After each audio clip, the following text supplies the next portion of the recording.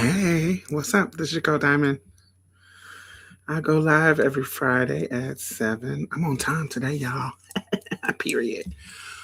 Um, Today we are going to be talking about I don't know this romanticizing back in the day conversation that I kind of see circling every now and then. I want to talk about it deeply. People love to romanticize back in the day, and so I want to talk about back in the day because I'm an old bitch and want to talk about it. And so I lived it. And some of the girls are not being realistic, so I want to talk about it. Hey, Miss Poke. Hey, Gigi. Hey, Naira. Kara Daniels, how are you? I love your storytelling. Thank you, thank you, thank you. Hey, Jay. What's y'all tea? How was y'all week? Some yellow watermelon. That's so delicious.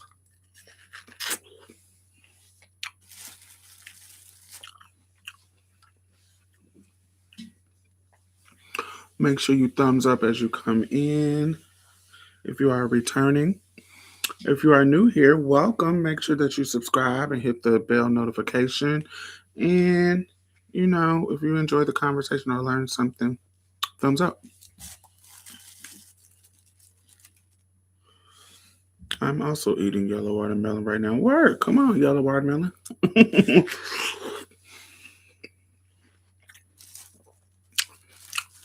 Do I taste a difference? Yes, a slight difference. Mine is a little yellow watermelon for me is a little sweeter, just a little sweeter, and the flavor is there's something. It's like if you took a watermelon,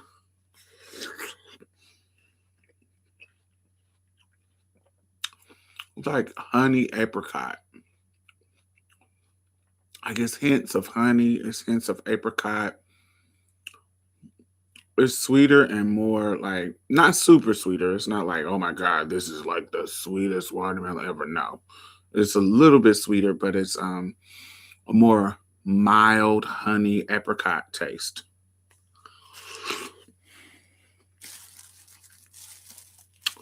But not crazy different.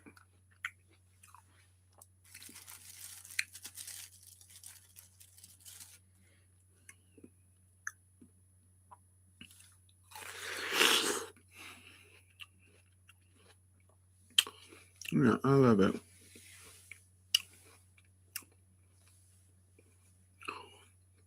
I don't really taste a difference. Well, one of the differences is the reason why it's yellow is that it doesn't have I think lycopene.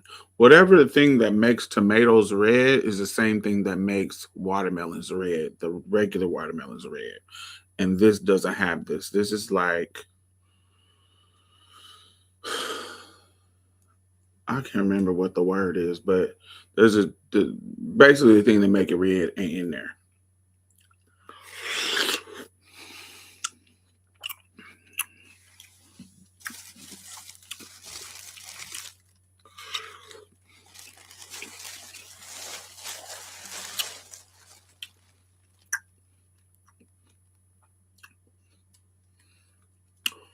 Let me see. I still haven't had yellow watermelon. Have y'all had ruby kiwis? I've had the green ones and I had the yellow ones. The one that like golden kiwis. But I haven't had is rubies red? I don't think I heard of them, but I've heard of the yellow ones. What is your favorite fruit? Do I have a favorite fruit?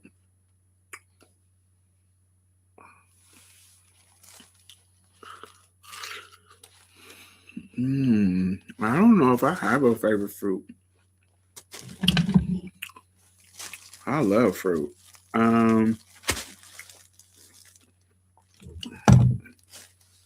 I hate when it be just like one rind because then the fucking juice be all over your face. So I kind of cut it in half. mm.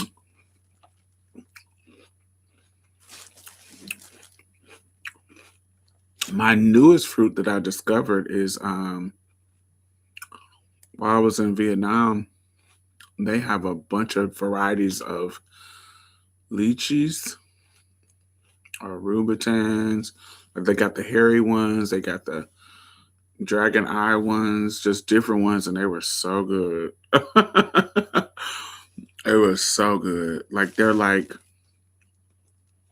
I don't know, it's just different kinds, and they're just so good. It's like grapes, but not grapes. Um, I love mangoes.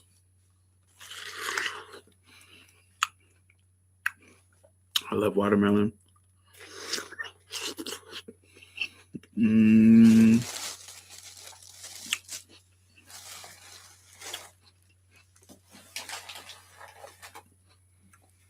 um, shit, I love pineapples. I love peaches. I love, I love fruit, man. I love every kind of fruit. I love bananas. I know people don't like bananas like that, but I like bananas. Um, I don't know, Chad. I don't have a favorite. I got the one that I eat the most. The three fruits that I eat the most are blueberries, mangoes, and pineapples. That's what I eat the most, and watermelon. So that's my four. So I guess you can count them. And grapes. I love frozen grapes. Like when I buy grapes, I put them in the freezer and freeze them, and so I just eat them frozen. Yeah, that's about it.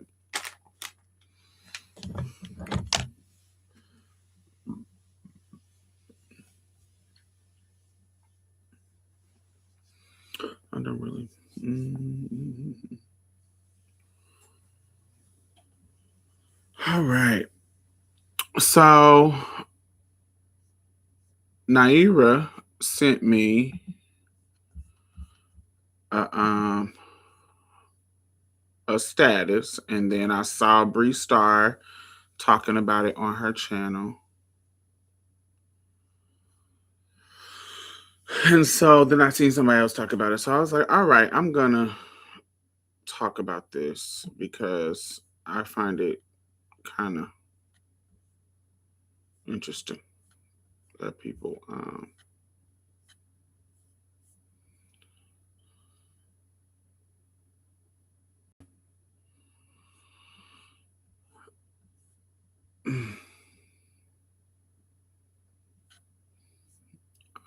I guess I deleted it.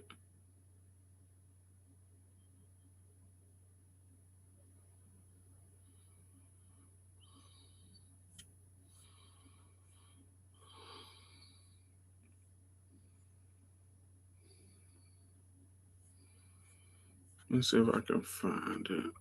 Shit, I can't find it now. I wasn't gonna read it.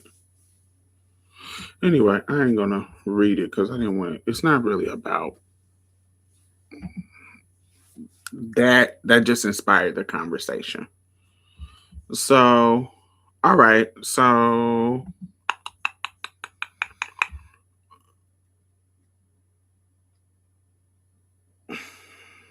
I was gonna name this stream like was life really better for the trans women back in the 90s, or are we romanticizing survival?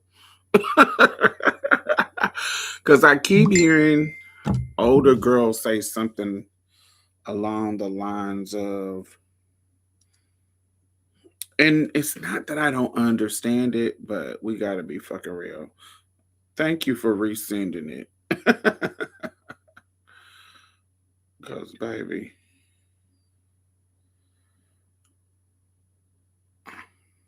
Okay, I'm going to read it. So, this is Sexy Lexi. You know, I love Sexy Lexi. My favorite part about Sexy Lexi, what made me find her and start watching her, I love when Sexy Lexi is telling her stories about her whole days. I found her through I used to follow this hashtag on TikTok called 304 Talk, like whole TikTok, 304 TikTok. And she was one of the girls that would pop up and they would tell their whole stories. And, I'm a story bitch. I love a bitch to tell a story. I love a kiki. I love a funny. And she was telling a story about, I think the first one I saw, she was twirling a client that kept jacking off at her house, like not at her house, but he would come to her door, set an appointment, come to her door and be jacking off. Um Wasting her fucking time, and she had to twirl him one time. So I thought that story was hilarious and funny. And then I remember a video she was talking about how you got how you gotta walk through the trade with confidence and don't be having no high ass stupid voice or something. I can't remember exactly what she was saying, but I find her storytelling to be funny. That's what I love about her. So that's how I got into her. But as she has gotten popular, she has done different interviews. I seen an interview she did with T.S. Madison, and I seen an interview that she did with Don't Call Me White Girl. And sometimes I be like side eyeing some of the stuff that she say because it's like ugh. It's like real problematic or real like I understand where you're going with this, but ooh, this ain't it. This is weird. It's given a butch queen mentality sometimes, or it'll give a male centered mentality sometimes. If that's a better. Sometimes it'd be like, that's because you centering niggas, sweetie. Like that's not something that I'm that's not that's it's just weird that you centering niggas that much. So sometimes it's like that. So I'm gonna read it to y'all and see what y'all think about it. So she is a girl. We are girls of certain age, come from a certain era. And so she says, this post is for the kittens. Love y'all. But can we stop oversharing your transition? I'm not sure if it's for content. I'm not sure if it's because you're proud of your journey. I'm not sure if you want to educate the straight society. But let me hold your hand while I tell you this. You are doing more bad than you're actually doing good. When I came out in the scene, girls from my era lived by a code. We were unicorns, mermaids, and mystical creatures. It was such a treat to be in our presence or to come across a girl like us. And before y'all start talking about you're old as fuck and you had your time, even though that may be true, but what once was exclusive, y'all have turned into something that's so accessible and cheap. It used to be a secret society.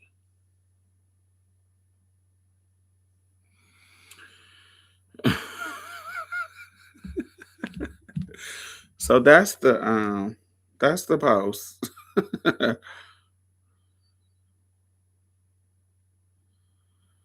um it has a lot of comments. One of the girls, Stacy, says, like, seriously, stop posting y'all boy pictures. That shit went out of style after Amaya did it. If you want to post your boy photos, just stay a damn boy.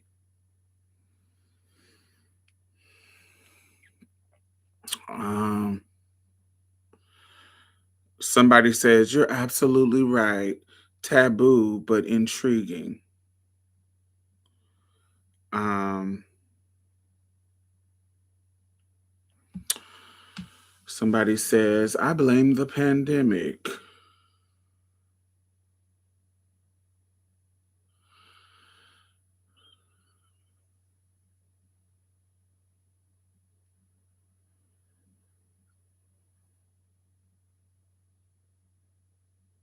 Somebody says the game has been overexposed and our transness has become a performative circus.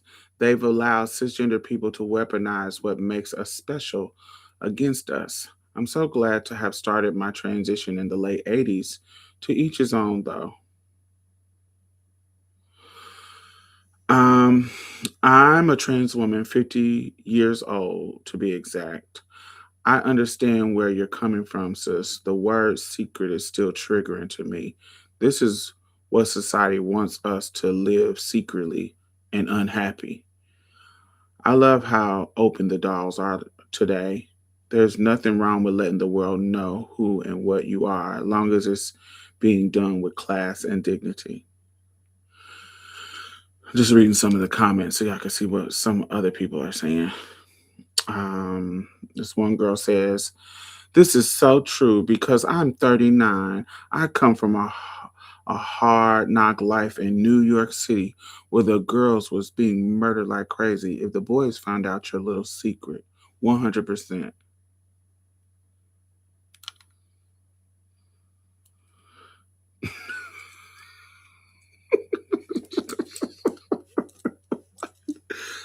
What? This girl says, "The days of us being a secret society is long gone. I honestly want to unpack some things here. The sad reality all across the whole LGBT community is that a lot of us in this community seek validation and approval from the outside world. From the outside world. A lot of people in our community lack the support from our parents and family, and that is the root cause of why most of us turn to the outside world to fill a void and give us that validation and attention we yearn for. Trans women just so happen to seek that validation from the outside world a little bit more than the rest of the peers in our community. I really hate when people blanket a lot of shit on everybody. That's your shit. That ain't got nothing to do with everybody. But anyway, let me continue.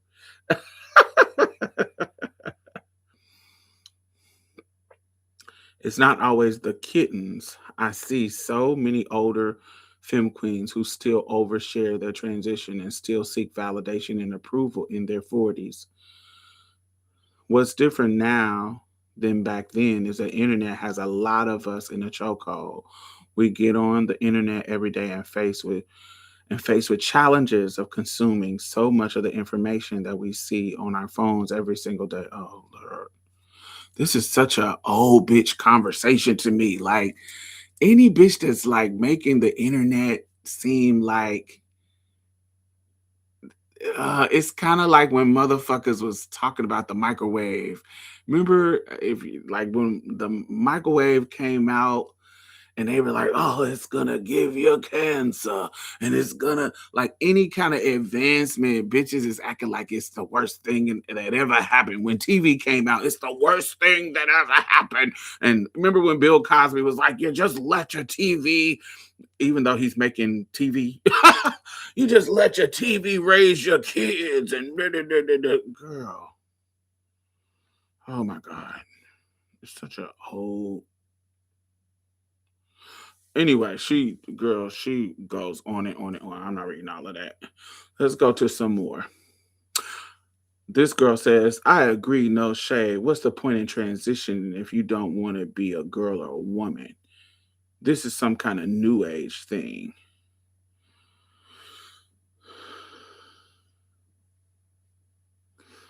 This girl says, "Sister, the beauty of the it factor is so lost on this generation. My aunt is 75 years old and in an old and is an old school girl. She called me from Rittenhouse Square the other day, confused. She said, 'Honey, there's a young lady that I think is transitioning, and she has a full beard. And you want me to answer why that was to her?' She says, 'I told her I would have to understand to explain it, girl. I don't understand. I mean, be free to do you.'"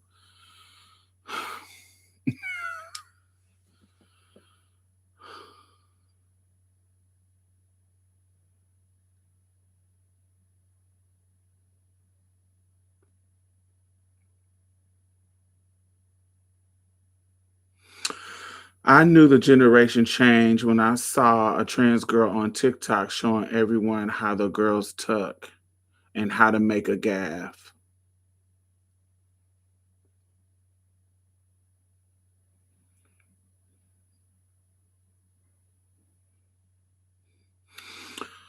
This girl says, got the trade talking about, so what kind of hormones pills you on, patches or shots? And I'm like, why did this dude even notice?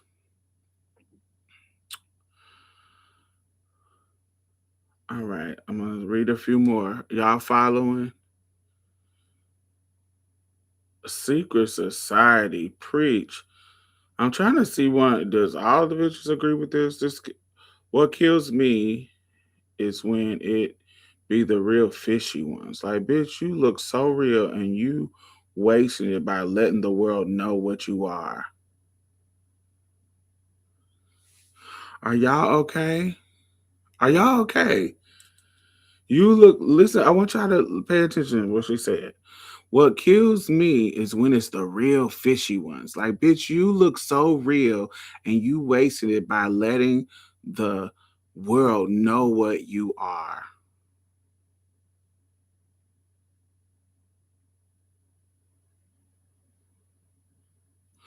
This girl says, I'm sick of this quote unquote before transition now bullshit. Them white and Latina girls love doing that shit.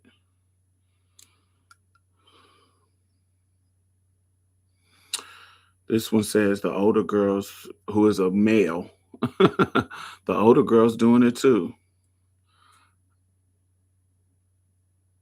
All right, I'm trying to read some that got some brains.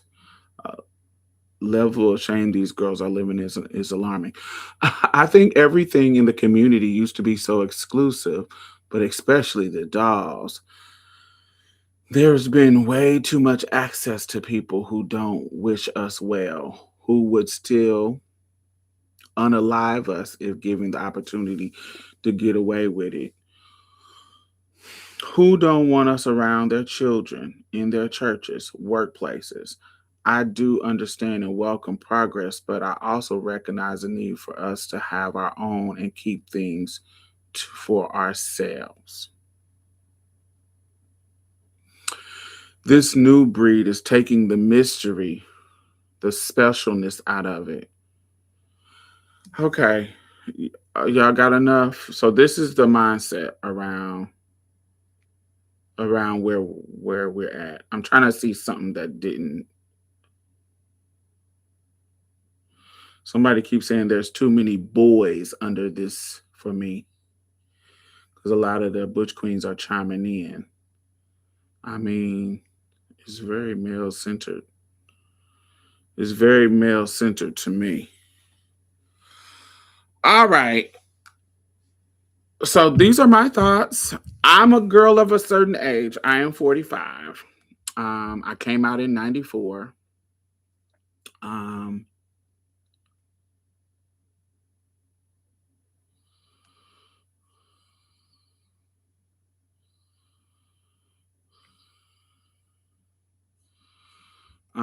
I don't know nothing about the Sanaya situation.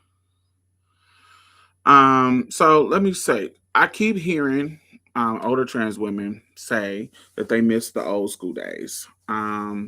They miss when trans women were rare. They miss when nobody knew what trans was. They miss when they could move through society unnoticed.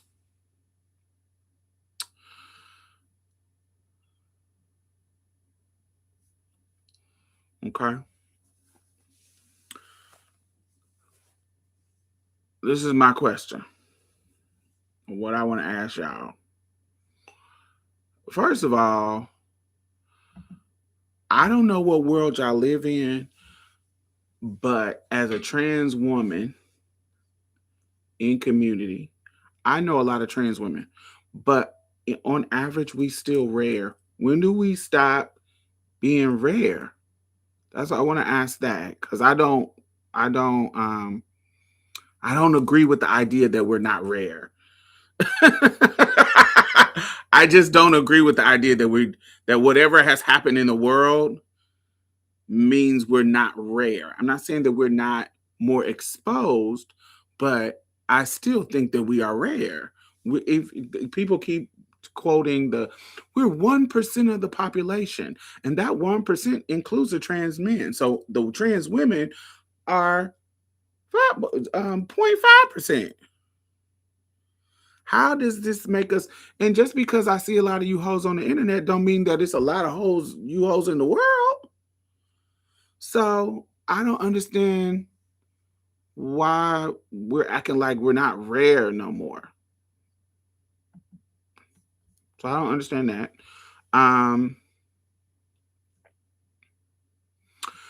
They miss when nobody knew that they were trans.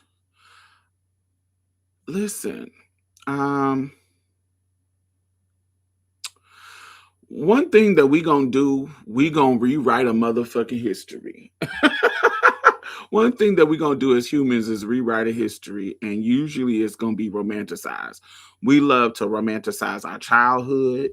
We love to romanticize old relationships, old neighborhoods, old music, old political eras.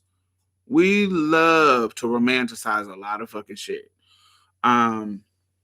But nostalgia, when we sit and thinking about, oh, back in my day, a lot of times y'all forget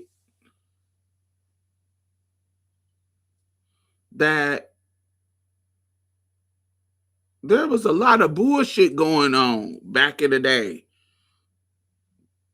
A lot of shit that hasn't really a lot of shit that we experienced back in the day was negative, and we learned to kind of maneuver it.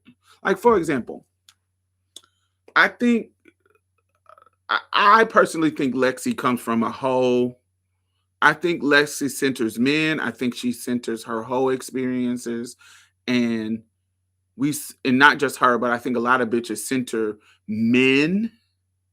And so they want to go back to the days where men were toxic as fuck. Because if you acting like the niggas just because they didn't know, and you can meet a nigga who had never met a trans, who y'all fetishizing first timers, and y'all just how men used to be back in the day. Listen, I remember, I lived it. I know the difference. I know the difference in the trade now and the trade then. But the trade is still late, y'all. The trade was still late back then. They still was tired. They still would attack you. They still would rob you. They still would steal your purse if you get a chance for them to steal your purse. They still was calling you at 1, 2, 3 in the morning. They still would jump you, knowing that they knew your tea, but as soon as somebody else find out, they'll try to fight you to prove their manhood. They was doing that back then. What was sickening about the trade back then, other than the facade of masculinity? When you think about it. Now, I remember, a couple of years ago, I'd be like, God, the trade ain't trading no more. But what it is just that they're the same exact fucking pieces of trade. It's just that now they know what trans is. That's it. They still acting the same exact fucking way. Yeah, they asking you some crazy ass questions, but shit, they was asking you the same. They was asking you crazy ass questions back in the day. Y'all acting like niggas wasn't bottoms and wanted to be bottoms back in the day. They did. They did. They did. I'm trying to find out what was great about back in the day of being a secret. What was so the mermaids, the exclusivity, what were we gaining other than to be able to charge a trick more? What were we gaining in the real world? If you want to stay a hoe and stay wanting to be able to charge tricks more because they didn't have access to you like that, yes, hoe economics on that level, yes, it was amazing back then. That's the truth. It was amazing back then. But I'm not applying hoe economics to the whole life because a lot of bitches back then couldn't make no motherfucking money because they wasn't sickening. There was a lot of chicks out here struggling, even in the whole economy when we were exclusive. Applying the whole economy to the whole community just feels weird. Do I understand it as an ex-hoe? Yes. I understand it as an ex-hoe. I understand it. It's like, ooh, we used to be exclusive. You would throw up an ad. They could only find you in the ads in the paper, so you can charge them $400-$500, and it'd be without question. Yeah, for a hoe, yes, for a hoe that is true. But for the everyday girl who don't want to be a hoe, was that making her life better? Secrecy.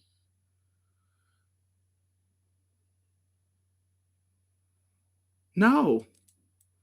When has secrecy made your life better? I really want to know, how did the secrecy make your life better that wasn't rooted in survival?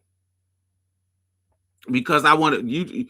What are you missing? Are you missing the freedom? Do you miss the illusion of safety that came with being invisible? Like, what kind of delusion is that? Like, you miss the safety. It's not. I don't think it's bad to want to be safe, but do you miss this? Is that what you're missing? The safety of being invisible? You know what also happens when you're invisible? When somebody catches you, they can harm you in secret too.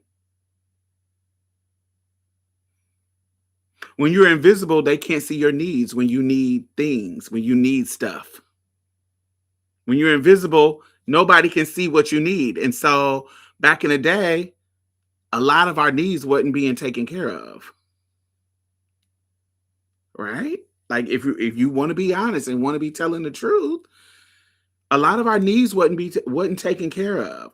People wasn't getting surgeries paid for by the state.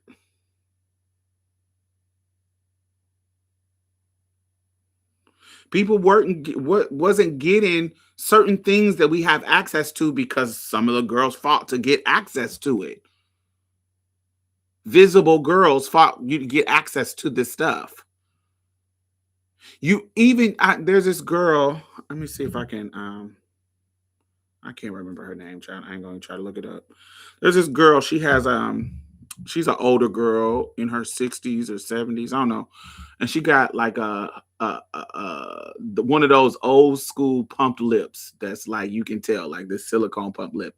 And she was describing it, and she was saying, y'all laugh at me about my lip and being pumped in this kind of way, or y'all say little shady shit in the comments. But back in the day, we only had 3 doctors, 2 bad ones and 1 good one. She said, so all the girls had the same work. They had the same this. It wasn't a lot of people who would work on us.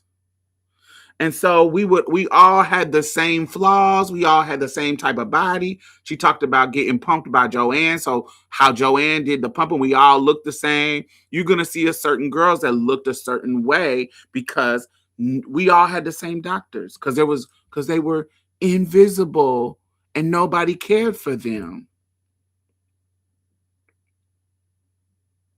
And now we got doctors that specialize in trans people because of the visibility, because coming out of the fucking secret society, now doctors is like, oh, I do that. I know how to do that. I actually specialize in that. So you can go get your FFS, way more accessible. You can go get your titties. You can get all the stuff because of what the visible girls, this visibility, has given us more access to. And y'all acting like the secret society was a good thing. When was that good? Explain. I really want somebody to explain to me, when was that good? Like, when was that a good thing all around for all the girls? I'm not saying for unique situations. When was it good? When was it great? I lived it, so I'm trying to understand, because I don't know. Compared then to now, Sweet Saucy Sophia, maybe, is that her name? I don't know. I don't remember her name. She looks kind of Latino. She lives in like Colombia or something. She was from New York, and now she lives in somewhere like Uruguay, or not something.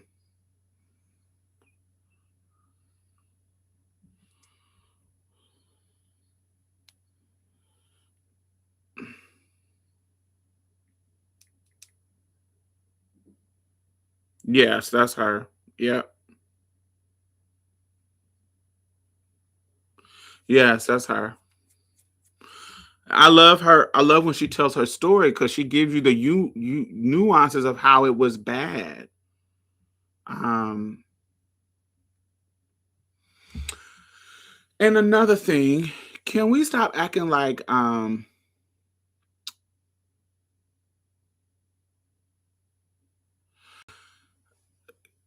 we stop acting like every girl was every I don't want to be toxic. I really don't. I really don't. I'm trying to say this in a nice way.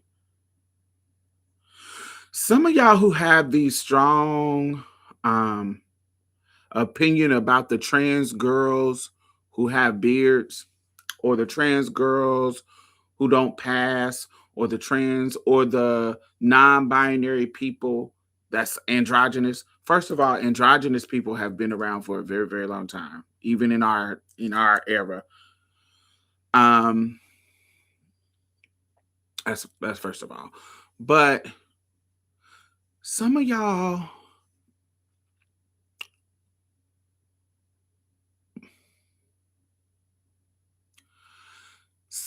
are androgynous without trying.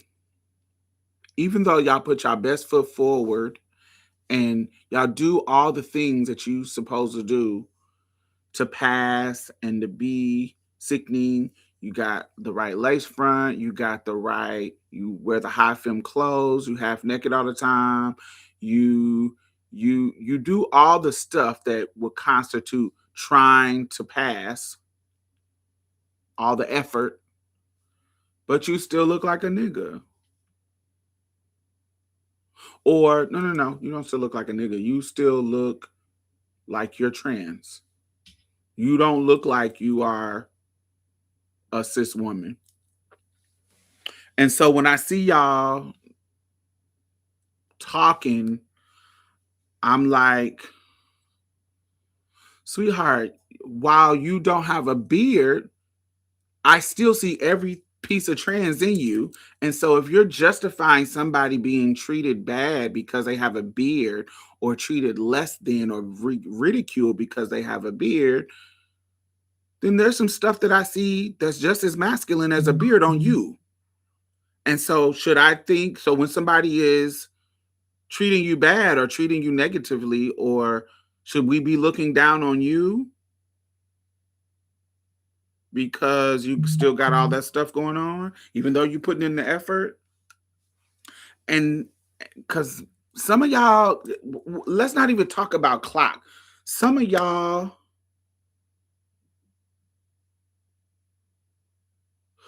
are very pretty, but you're not passable. And I have talked about this before. And y'all be talking about y'all, like y'all be talking out your mouth like y'all are just walking through life with nobody knowing y'all tea.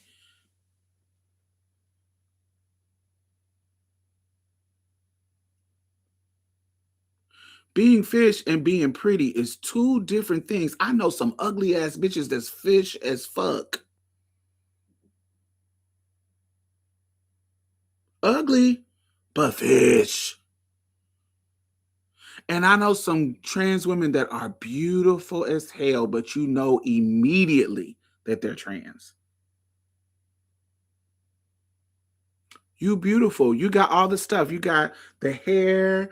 You got all the stuff. You got the pretty stuff. You got the lashes. You got the labels. You got all the pretty stuff. But when I look at you, I immediately know that you're trans.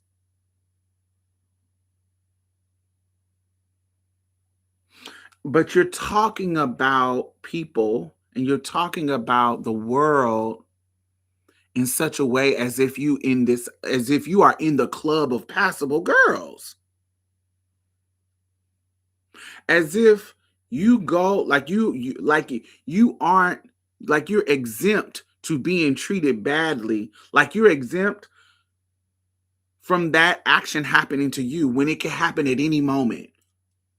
A lot of the times, because of the visibility, because people, you see the trans girl working at the Starbucks, you see the trans girl working at the Wendy's, working at this, and you see the trend because of that visibility. A lot of motherfuckers ain't rocking socking y'all like they used to back in the day, throwing bottles at your motherfucking ass when you walking down Flatbush, when you walking down a street that niggas is on. A lot of that visibility got people comfortable enough for you to be tipping around with them lashes. Because a lot of you hoes ain't wash face like that. You got to be all painted and shit to cover the blue beard, to cover the bumps, to cover whatever. You sometimes you got to be all of that. And some people, it's not that you're getting through and you're passing. It's that they're not saying nothing because the visible girls have made the world comfortable for you to maneuver and not get wore out in that way. Most people is like, I don't give a fuck if you're a man or not. It wasn't like that back in the day during the secret society. The secret society, y'all hoes would be fucking in the house till the nighttime.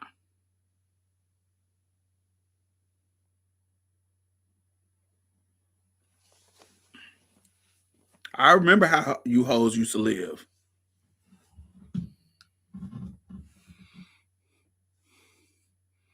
With a confidence bang all the way down to here and the claw, the layers, the Aaliyah layers covering that jawline. I remember. I remember. I remember it. I remember.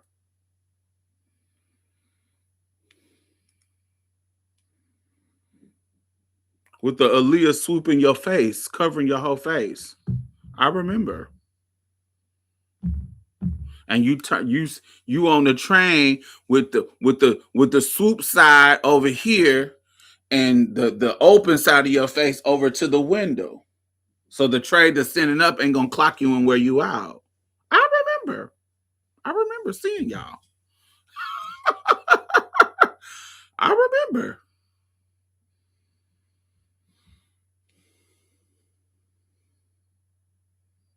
I remember. So I'm trying to understand when was the good old days and who was it good for? Who was it good for? Because I also know some girls who are old school, who are in their 50s, who are living the old school life of a secret, and their life isn't happy. They're isolated. They're not happy. They're isolated, super isolated, with no support system because they're so scared that their tea might come out. Isolated and depressed. But also, I also feel the hypocrisy. The same girls that are saying stuff like this are also online telling their whole stories about fucking and trading their ass. Like, is that not shameful? Is that not oversharing? Like, how do you balance? What are y'all talking about? Because the girls who are making these statements, y'all make content.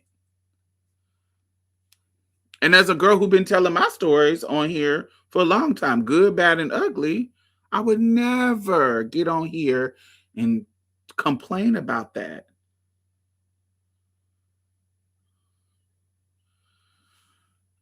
Because there are girls, I've been on here for a long time. I've been, in 2 more years, I would have been on YouTube for 20 years. My first YouTube video was on my birthday in 2008. And I meet girls all the time that said they used to listen to me when they were teens.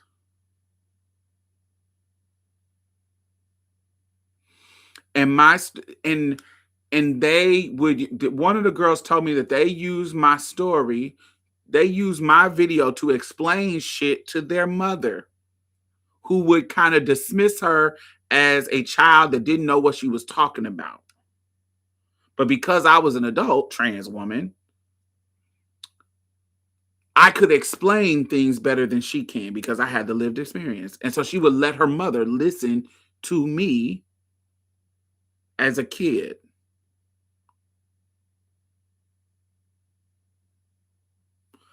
And so I know firsthand how telling our stories and sharing our stories can empower people. It can heal people's relationships. And being honest about the story. I'm not talking about just telling the good stuff, telling the bad stuff too. Being honest about that story moves us in a better direction. Now, I'm not saying that there is no negative that comes with visibility.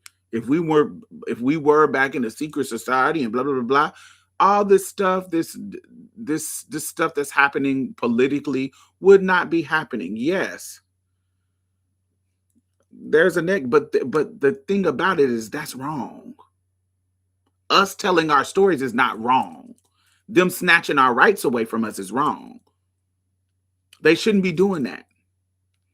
And you victim blaming, because that's what it feels like to me, making it seem like we're the reason, our visibility and us talking and sharing is the reason why this stuff is happening. It's just you blaming us for it. No, they're fucking bigots.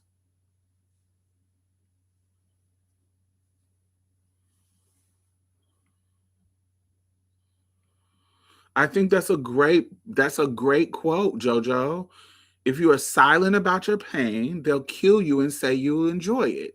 And we know a bunch of girls who were just murdered in secret, and nobody was making articles about it. Nobody was making hashtag justice for Kiki. Nobody was doing that because it was a secret.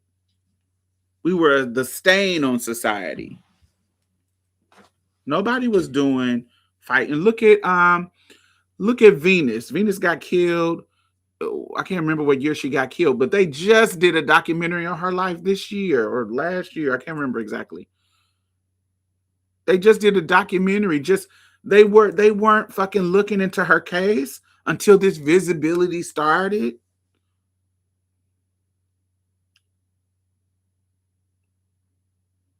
So Marsha P. Johnson. I love to exalt her, but another cold case. Nobody cares. Motherfuckers don't even know Polly Murray.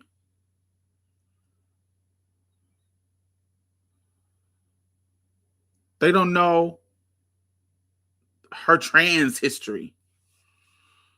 Like it's a bunch of it's like y'all. Like I'm just we gotta not romanticize whatever. I don't know what the fuck y'all was romanticizing because I lived it. And I don't girl, it was tons of discrimination. Tons of discrimination. I got fired 3 times from jobs for my tea being spilt. that changed. I became a sex worker because I got fired from a job.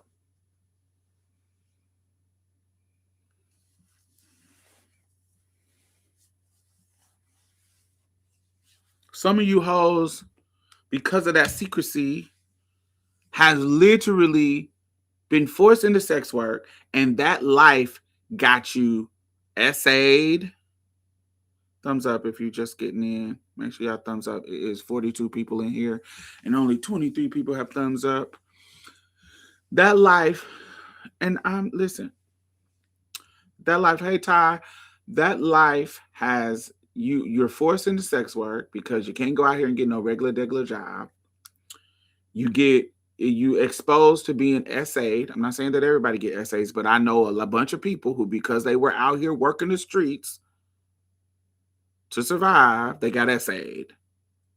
And that type of action also can expose you to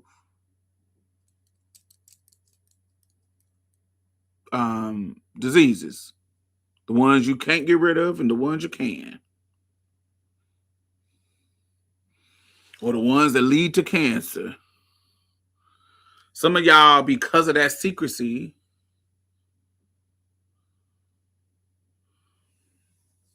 it has led you to other harms.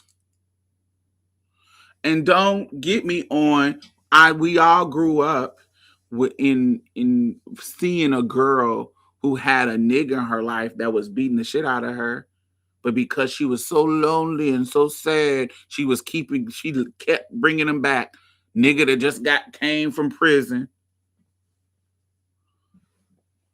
A nigga that done ran through all the girls, and he old now. He was the trade back in the day. Now he old, and he laid up with you.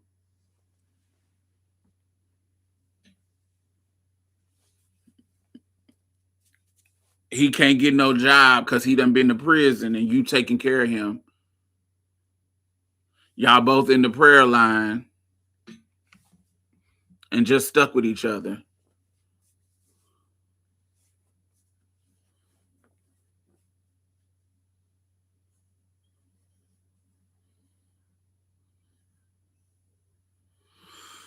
So I just don't understand why we are fetishizing back in the day. I'm not, when I'm running the streets, I remember the excitement. Another thing, there was an excitement that happened when you was young, because you was young, fast in the tail, running the street. I remember me and my homegirls. My apartment was like right on the cross streets of two main streets. Baby, we could go out and sit. We would get dolled up and sit out on the steps of my apartment complex, and the niggas is rolling past, because the internet wasn't popping when I was younger. So what you use, the closest thing to the internet was like the chat line. But we would go out there and sit on the motherfucking stoop, and the niggas is driving past and their beats bumping, stopping, and it was an excitement. But I feel like a young girl now have the same excitement because she young. To be young and old. Yeah, you remember that, baby? I remember me and Ty would sit out there on the porch and baby bring the boys in and be double teaming the niggas together. Cause we young hoes having fun out here enriching our body count. Having a good time, having fun. Now I'm older. I'm not doing that. I'm old. I'm older, and I don't even. It gets to a point where it's like, girl, I don't want to do that. I don't want to be that no more. It's a different thing. It's a different. It's a different. I live a different life now. I can't just be having random trade coming into my house.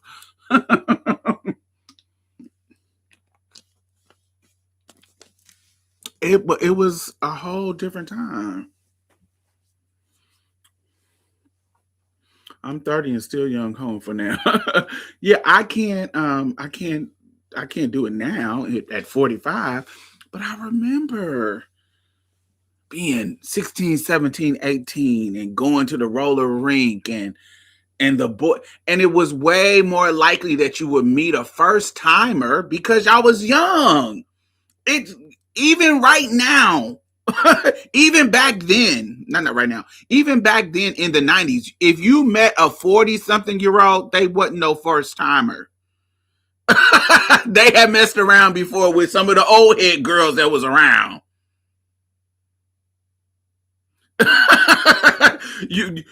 It's rare that you gonna have some older nigga that's a first timer, but when you fucking 17, 18, of course you can meet another 17, 18-year-old boy that ain't never met no trans woman, that ain't never messed around before. That used to be exciting. Ooh, I'm turning somebody out. So when your old ass get to 40 something, bitch, you might be missing what was happening back then. You might be missing that excitement because once you get older, these niggas ain't excited no more. They dick barely work. If we want to be honest, honey, just as quick as them hairlines is going back, that fucking erectile dysfunction is creeping up.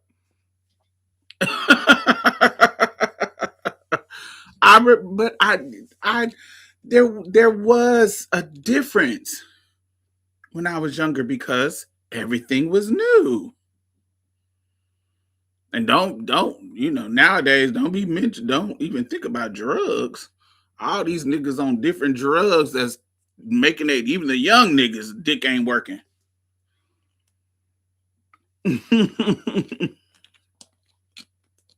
But I remember college. I remember high school. I remember my 20s and just how, even when I first came to Houston, just how excited I was and how I remember. But I also remember the negative. I also remember that I was in a relationship with a nigga who had a secret family on the other side of town. I remember my boyfriend in my 20s, his brother, one of his brother, once he found out my tea, was trying to sneak and have me. They niggas wasn't shit still. Even his daddy. Niggas wasn't shit then and they ain't shit now. What was special about being secret? What was special about being in a secret society? That's what I want to know. What was special about it? What was it getting us? Other than being able to charge more. That is true. The money was much better. Where they could find you was concentrated. And if you look better than the rest of the girls that posting the ads, your pockets is gonna be cute. I get it. Yes. But I'm not applying the whole economy to the rest of the world.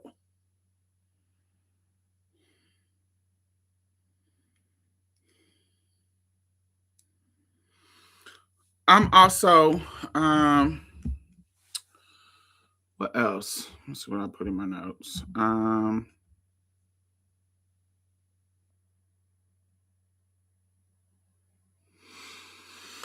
This is the goal was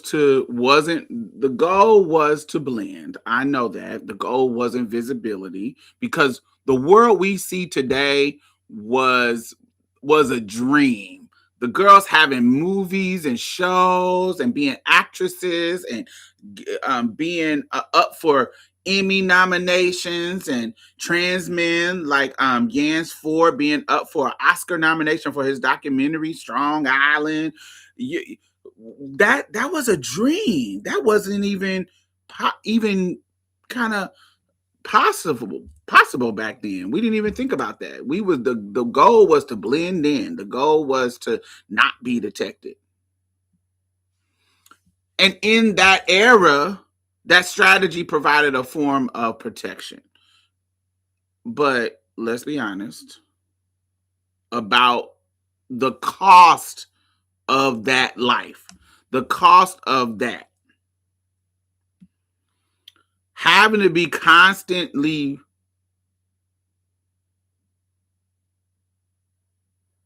worried about being clocked, constantly like hyper vigilant about your tea being out. I know a girl, she was passable, so she would get a job, and every time she got a job, somebody who knew her tea would get out because somebody knew her. So every time she got a job, she wouldn't even wait to get fired. She would leave the job as soon as her tea came out. And so over and over and over again, losing stability because she was super hyper. Oh, can't nobody know my tea. Oh, what does that do to a person? What kind of stress is that? Literally severing parts of her history, severing parts, even friendships that she had when she was younger. Like she literally was living a life of isolation and not being happy at all. She wasn't happy at all. And soon as she sees somebody, I know when she would see me, it would all pour out. Hey, Shonat.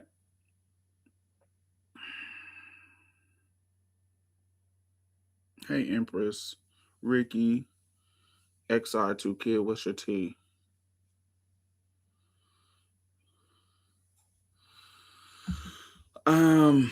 Yeah.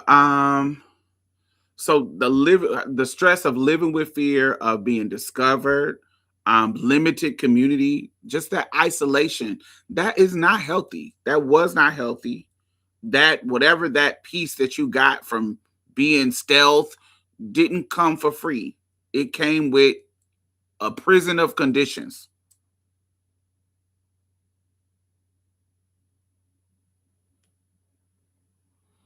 That hiding, while hiding can be empowering for a time, it can also be exhausting.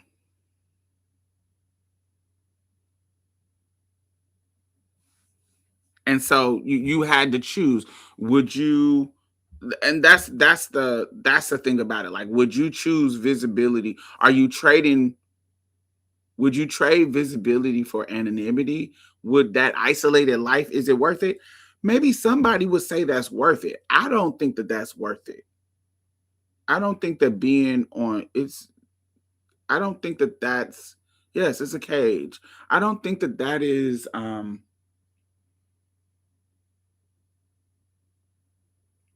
don't think it's worth it. I just don't. I don't think it's worth it.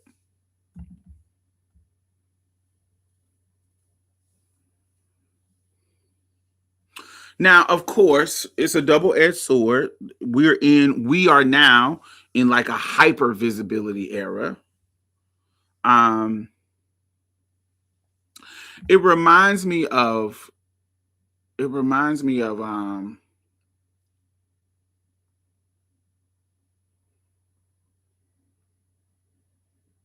remember the song there's a romanticism about certain things. So y'all remember the song when oh God, what's her name? Gladys Knight. Gladys Knight did a medley in 93. And she had an album and she did a medley where she, if you don't know me by now, and she ended it with End of the Road. And in the conversation, this is a classic drag number.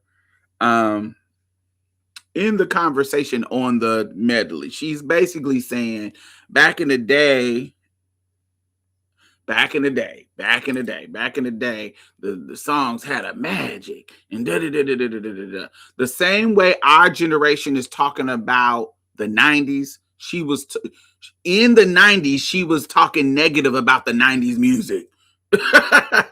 About the music just don't have that magic. It don't have that mystery. It don't have that da, da, da, da, da. Because she was, at the time of the 90s, Gladys Knight was an old head. And so she was looking at the current time and saying, ooh, I like the music from back in the day because that had some magic. And then at the end, she says she heard the song with uh, boys to men doing the end of the road. And she was like, oh, I stopped my car, and I can't remember exactly what she said, but it had the magic. And then she goes into end of the road. And anybody know the history of Boys to Men? They were the answer to the hood, to the look and the hood of people of Jodeci. Like they were the clean cut boys, and Jodeci was the hood boys. Both amazing 90s groups, but one was more quote unquote classy and one was more hood. One spoke to different audiences. And so every generation has, you know, is gonna have some kind of naysayers like, oh, this, remember even back in her day, rock and roll and singing that churchy way in R&B music was considered bad. It was like, oh no, you don't put that church, you singing like you in church on R&B, that's blasphemous, sacrilegious. No, it's always some type of problem or whatever the current type of mood is.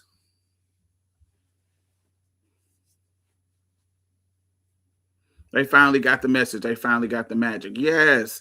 And but she's forgetting that there too.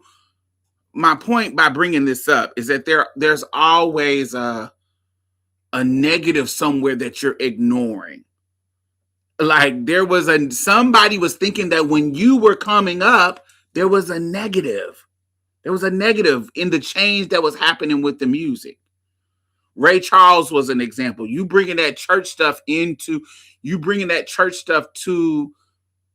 if you remember the Ray Charles movie, he was bringing, the way he was playing and the stuff, the way people were singing, he was bringing that churchy vibe to the secular music, and people was like, no, it was a negative. But now we call it soulful. Now we because time has passed, we consider that the standard. But at the time, it wasn't smart. It wasn't good. It wasn't considered good. It was like a negative. It was because the people, the young people liked it. The people who was into the new age stuff liked it. But there was some resistance. And so I'm giving you the example of how there's always a double-edged sword and not just in the music era. But in our era, yes, it's a double-edged situation. Today, of course, it's a different thing. Trans women face a completely different challenge than girls coming up. Somebody in their 20s and in their teens is doing something totally different than what we were doing in my teens and my 20s. Just a whole different situation. Many of them are not hiding. I'll randomly go. I'm at the airport. I'm at the mall. I'm seeing way more trans people out here living their lives and working and not being forced into sex work. I'm seeing that. I'm seeing people. There's girls right now out that are celebrity girls who never had to do sex work. There was a time that was not even normal. Like a girl not doing sex work was not normal. Now we got girls who never don't have that story to tell because they went to school, they went and got their degree, they've been working in jobs. There's girls who don't have that story to tell. And I think it's beautiful. I think both are valuable, but it's just amazing. We're in a time where that's not even in this high stakes political time. Some girls are really just out here just working, just regular.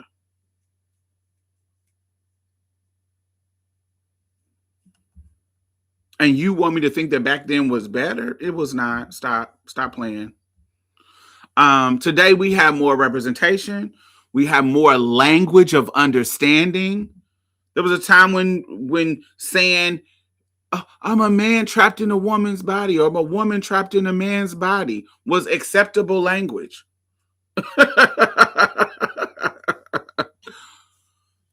There was a time back in the day, there wasn't no difference. You had to explain the difference between a drag queen and a transsexual back in the day. Now, motherfuckers know the difference between a drag queen and a transsexual in general.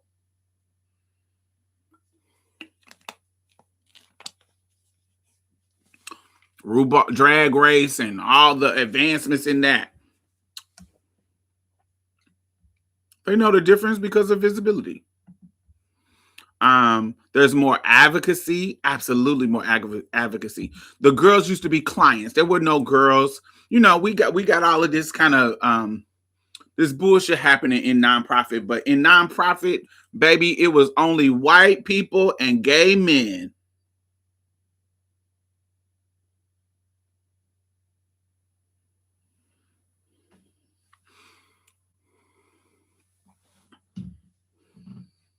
I know you said you like when there was some mystery about trans people. I've said that, but I was being funny. There's a key. I'm not being serious and demonizing young girls for being open and telling their stories. I have said that in a kiki way that for me it was about niggas. It wasn't about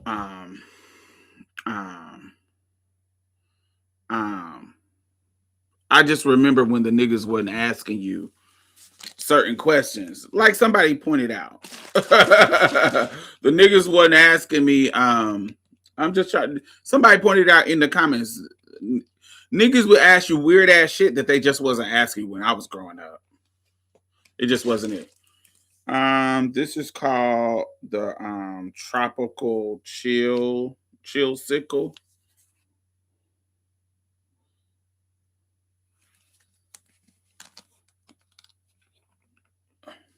It tastes like a bomb pop. Are you on your moans? They was asking. Trix was asking us that because they wanted to make sure that our dicks worked. Back in the day, they was asking us that. But regular niggas wouldn't ask you that. Just different questions that they would ask. I'm like, God, I remember when it used to be mystery. They didn't know all the details of the situation. And I'm saying it jokingly, but I'm not saying it to demonize the girls. It was to be funny. It's not to make it seem like the young girls was negative for sharing their stories. Like having a negative about a girl sharing her before and afters. Why are you shamed about another bitch sharing her boy pictures? What the fuck that got to do with you? They would ask, are you fully functional? Yes. Tricks. Had a hood nigga ask me, how do you handle getting clocked? Crazy. Which is hilarious. You know, it's hilarious.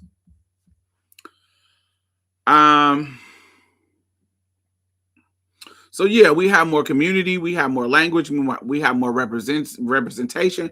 We have a lot more stuff. We got back in the day when I was growing up, it was fucking The Crying Game.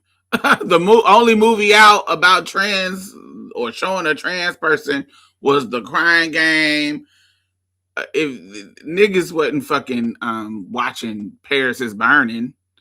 But Crying Game was one. What other one was like popular in the 90s?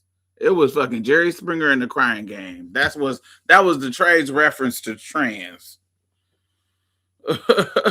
Donna Hugh, Jenny Jones, Jerry Springer, and the Crying Game.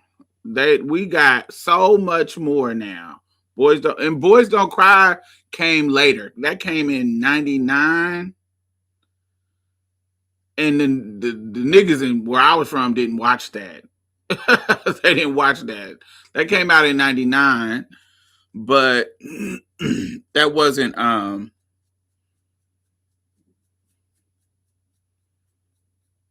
yeah, that was one of the independent film that just surprisingly did really really well at the Oscars. That never that was a rare occurrence. But Hilary Swank killed that role, so of course. Um but even that came years later. Um but yeah, we got a positive representation, language, da, da, da, da. But we also got negative. We got political targeting. We got online harassment. We got constant public debate, increased scrutiny. We it's there's some negative that comes with visibility. So on a certain level, we've gone from nobody sees us, nobody cares. We're in the underbelly of society to everybody has an opinion about us. Everybody gotta that is the for me in my engagement with men, to me, that is the most I don't want to say it's bad, but there's an annoyance to me with it. So it you nowadays, because of the national discourse of on the trans issue, people who don't know trans people, never met trans people, they have a preconceived notion and have thought about transness on a political level. So when they meet you, if they meet you and they never met a trans person, now whatever the world has been talking about is now imprinted on you. So whatever negative, whatever positive, whatever, they are now going to have that mindset in their head. Back in the day, I would meet dudes who just never, if they didn't watch Jerry Springer, never seen this crying game movie, they had no preconceived notions about what trans is or what the fuck is trans. They just didn't have any preconceived notions. Do you see what I'm saying? Now, honey, our fucking president is talking to some anti-trans shit. No, what? No, transgender didn't get mentioned on the main political stage until fucking 2016. That was the first time that we got mentioned.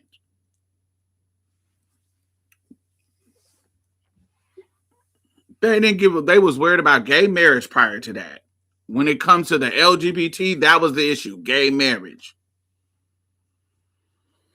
Hey Turner. So it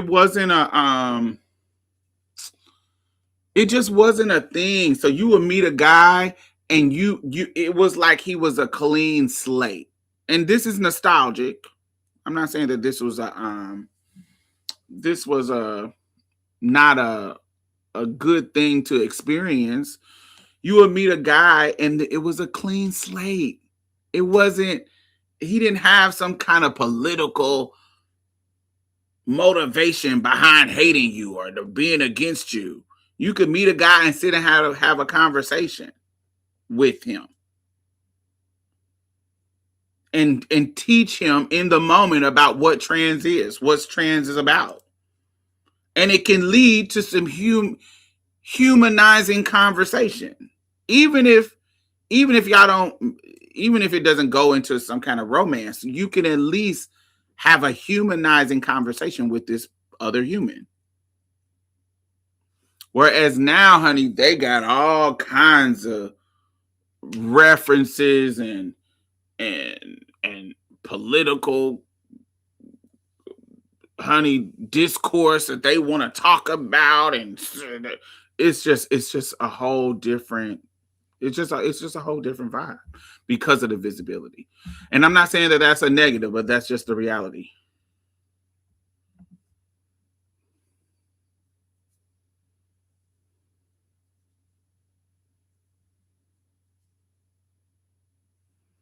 Red pilled, yeah.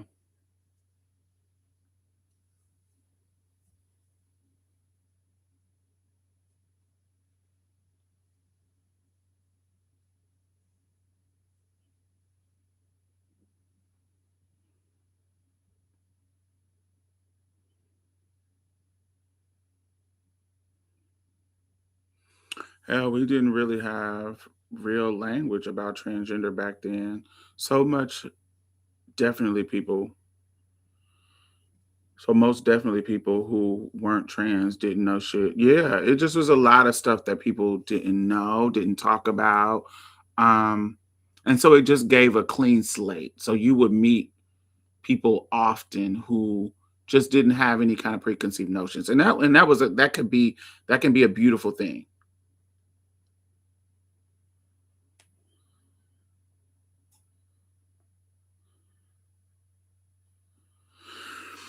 Jojo says there's a theory I love, Cedric Clark's stages of minority representation. First, non recognition, then ridicule, then regulation, then respect. I think this current backlash is regulations to stop the public from getting to respect.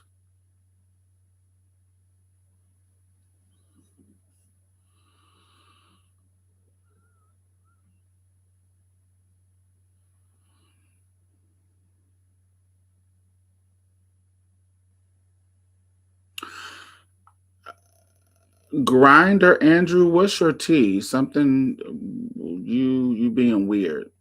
What are you talking about? Do you have something to add to the conversation, or are you just being weird? I'm not for sure. What's your what's your angle? Who's a hood nigga turned sassy black woman? What does that mean?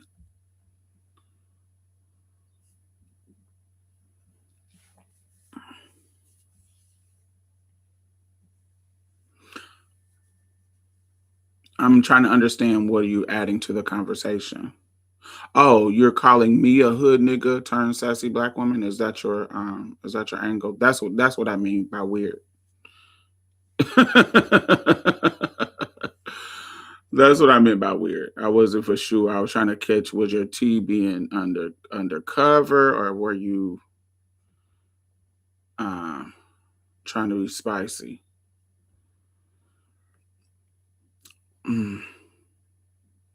You can't put toothpaste back in the tube, so they will be okay. We will prevail.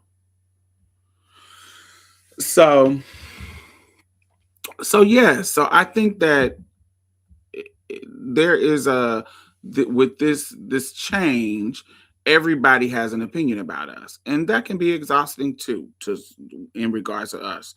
And so I think we're kind of making we're even in the theory that Jojo was just talking about, we're kind of making this kind of decision on, do you like it better when we were invisible, or do you like it better now that we're being scrutinized? Because both has their negative and positives. Has visibility always trans has visibility translated into more safety? I think it has. I'm not saying that things don't go wrong, but I'm seeing a lot of bitches thriving way more than back in the day. Do you feel what I'm saying? Like, I'm seeing a lot more people thriving outside of these black market economies. I'm seeing, do you see what I'm saying? I think there's a difference in how it works. Do you feel what I'm saying? It's just it's a whole different scenario.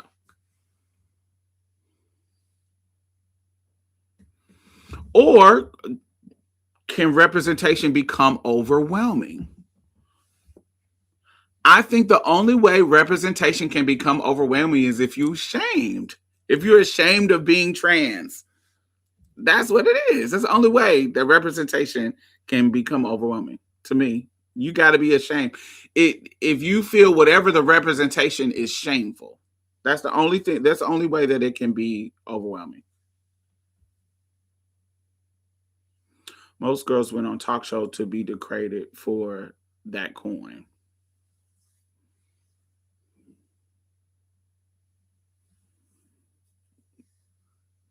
Because it brought a certain level of visibility. Also, they were sex workers, and being on TV brought you more coins too. I want you to clock that too, Mario.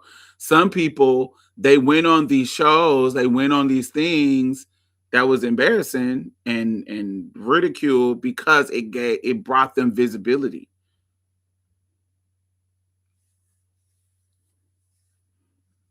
Not just to get the coin from the show, but to actually, yo, when I'm traveling around the country, I can say that I was on Jerry Springer. I was featured on Donahue. I was featured on blah blah blah blah blah blah. There's so many people that went on those shows to have the visibility for their sex work.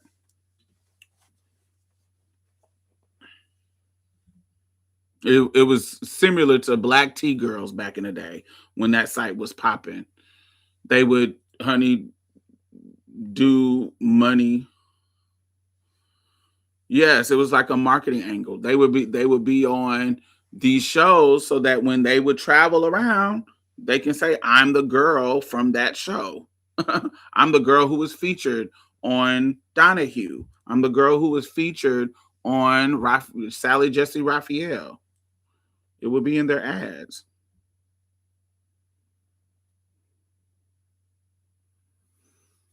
It was just very similar to now. People act like shit wasn't happening back in the day that was for clicks. It just wasn't clicks.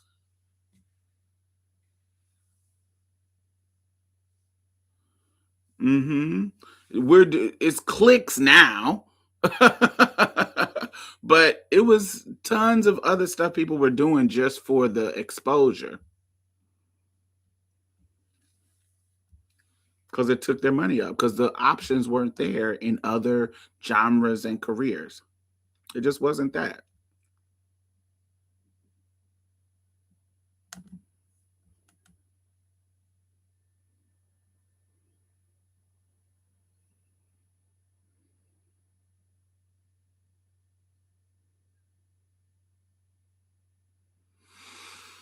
Okay, so let's look at it like some nuance. What I think that there might be like a generational divide in what it looks like showing up. I don't think that these people like Sexy Lexi or people who think like in that regards. I don't think that they're saying, "Ooh, I miss discrimination." I think that what they're saying is that they miss the piece that came with the invisibility. They don't like how it's all out here because that does bring a certain shine. It's kind of like when the light is, metaphorically, when the light is shining in your eyes and you like, ooh, I got to you're coming out of the dark and you got to get your eyes adjusted. That's what it feels. That's what it seems like metaphorically. What it seems like their eyes they don't like this bright light on them because they're used to being in the closet and in the dark. They're not used to talking about their transness and the nuances of it publicly and seeing the effects of the world changing around them. They sold us that if we passed and blend, we would get this life. And so this is another thing. I want to talk about this too. Now, this might be spicy. This might be a little spicy. Okay? Listen.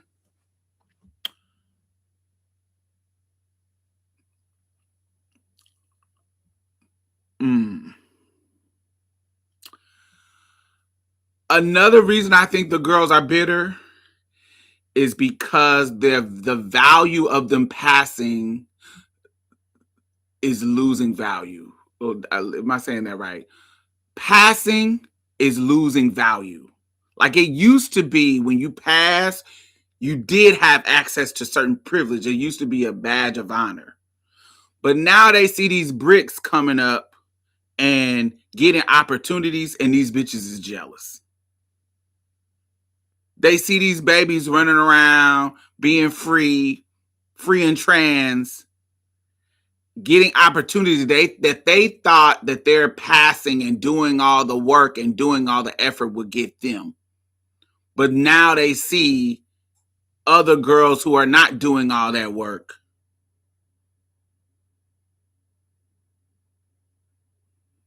getting opportunities. And they like, who back in my day, would nobody even show that person the time of day? They seeing the bricks getting loved. They see the young boys who are more progressive than the old heads, wifing up the girlies, the young girlies. They seeing the young girlies. Back in the day, we would call them popcorn girls who just came out and started getting out, getting all the stuff and going too fast and da da da da da da. Now the girls is getting legitimate work in their 20s. Like it's girls who they getting FFS breasts da da da before they even 25, so they're able to be out here in the streets getting a life with all their stuff done. With the freedom of a trans girl in this era. The opportunity doors are wide open. I think that there's a hater in there too. That effort and that possibility, they're over the hill and it's not giving them the opportunities that they thought that it would.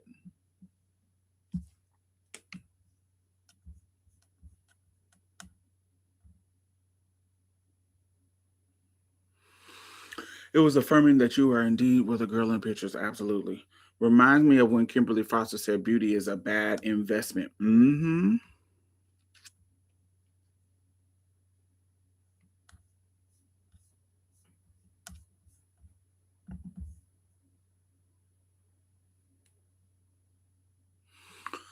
I think the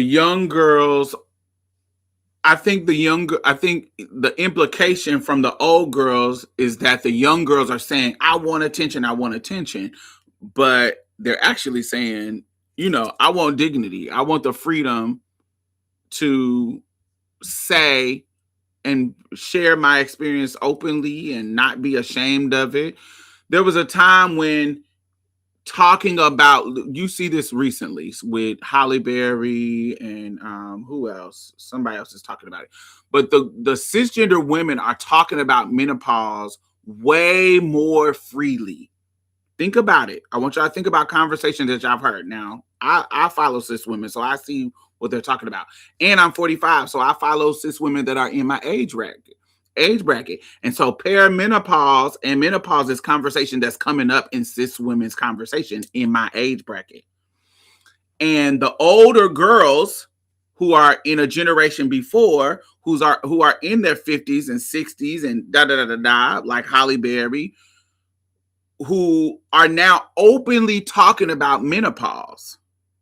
And there are people who are like, ooh, why are we talking about this? But this was something that was kept secret and kept quiet from generations back in the day. This is not a conversation. When you talk about periods and talk about menopause, this is something you don't talk about publicly. It was a shameful thing.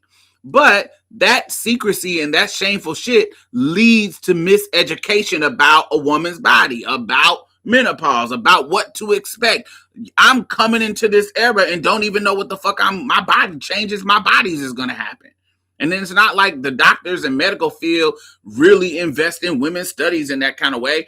And so here I am coming into 45 or coming into of course not me. I'm just talking about it. And this is something that's going on that's similar to what I'm talking about. That's why I'm pointing this out.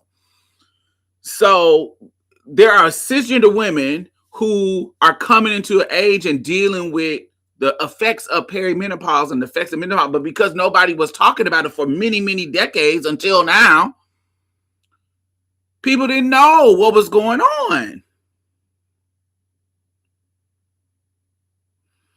And so now the old heads is like, man, I wish I would have knew this tea. So let me tell y'all the tea. Tell y'all what's going on.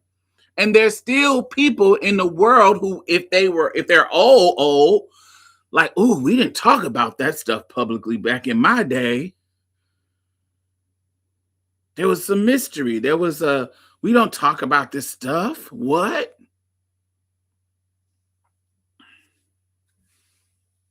You hid your tampons. You hid your tampons. You had them in your purse. You secretly wrap them up in the napkin if somebody needs one and hid it. It was a whole little secret shit going on. But now the young girls is like, bitch, here you go. It ain't no. Do you see what I'm saying? How that mentality about secret leads to people not being educated about stuff. And I think that's a similar cultural shift. Different, but similar cultural shift where secrecy worked back then for whatever reason. I don't know why it was a secret to talk about your body as what natural, especially as a trans woman, ironically, that stuff be weaponized against us. Y'all proud about it when y'all want to throw it in our face. Be proud about it. Be proud about it, bitch. That's why it was always a gag. Like you throwing up a period. You don't have a period. You don't even like it. Y'all don't even talk about periods openly. You don't even like a period, bitch. But I remember when it used to be a shameful thing to talk about, but as soon as it was ready to be, now it's a badge of honor. Ooh, I have a period. You don't have a period.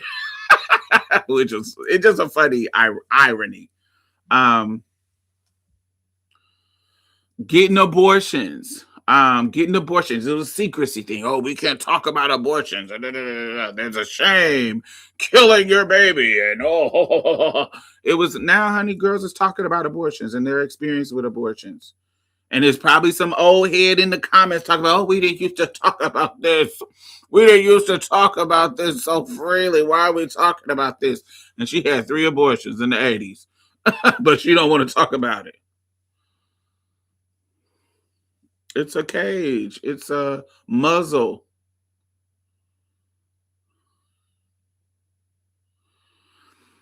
Just like women didn't want to talk about wearing weaves and more so wigs. I think that also is an analogy, a metaphor. Yes, or similar. Yes, people weren't talking about weaves and wigs. It was supposed to be a secret. It was you weren't supposed to know that this wasn't my hair. You don't ask me that. That's rude.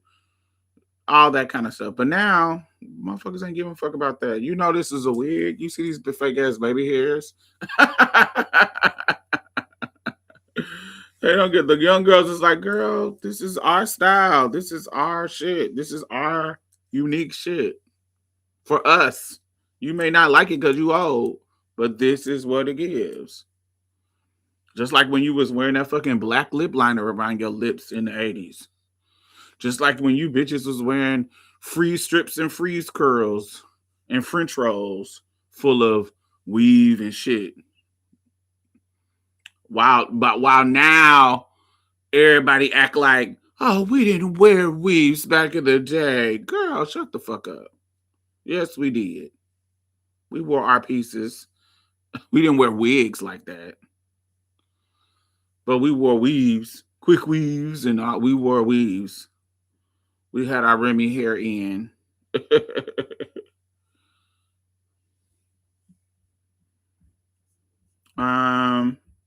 Yes, let me see.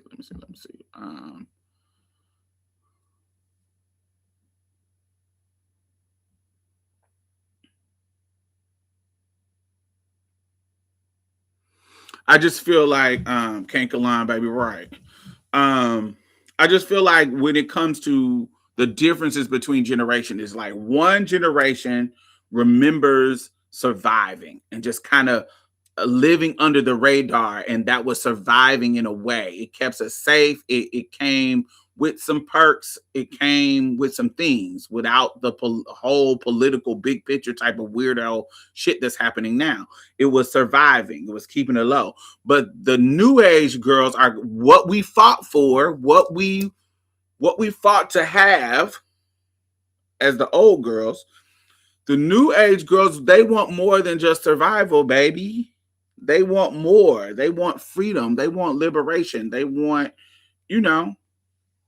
to me, I understand as somebody who is a zennial, I understand the both. I understand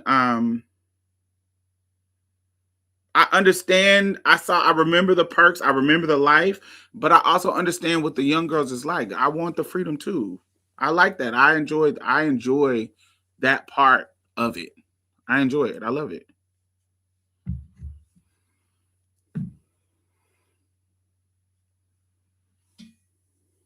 Because I think that there is a difference between your strategies when you're surviving and your strategies when you're liberated.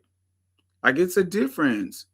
And I think romanticizing a secret society, that you can't be living in your liberation when you're romanticizing the shit of the past. That shit, the secret.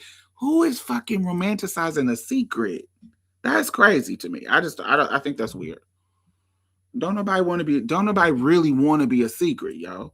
Neither do you. That's why you bitches is doing podcasts and doing shows and trying to be famous. That's why y'all doing that shit. You don't want to be in that back in the day dealing with tricks and fighting tricks in the hotel. You don't really want that.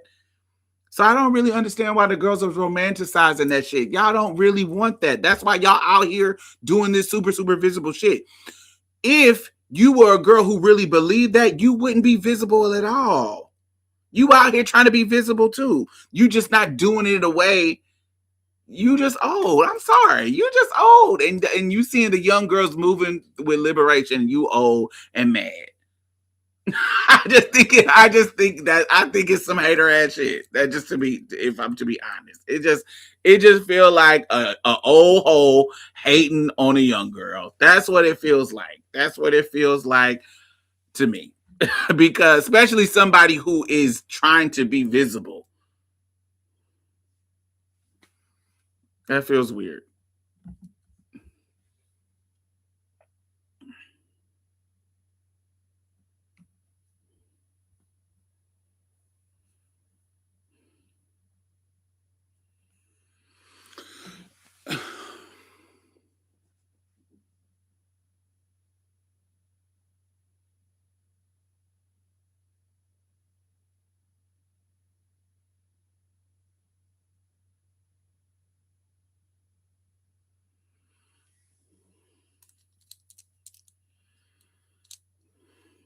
Yes, I read it earlier in the conversation when it first started. It was a status that's kind of going, I don't want to say viral, but it's going in the community, it's kind of circulating in the community. Um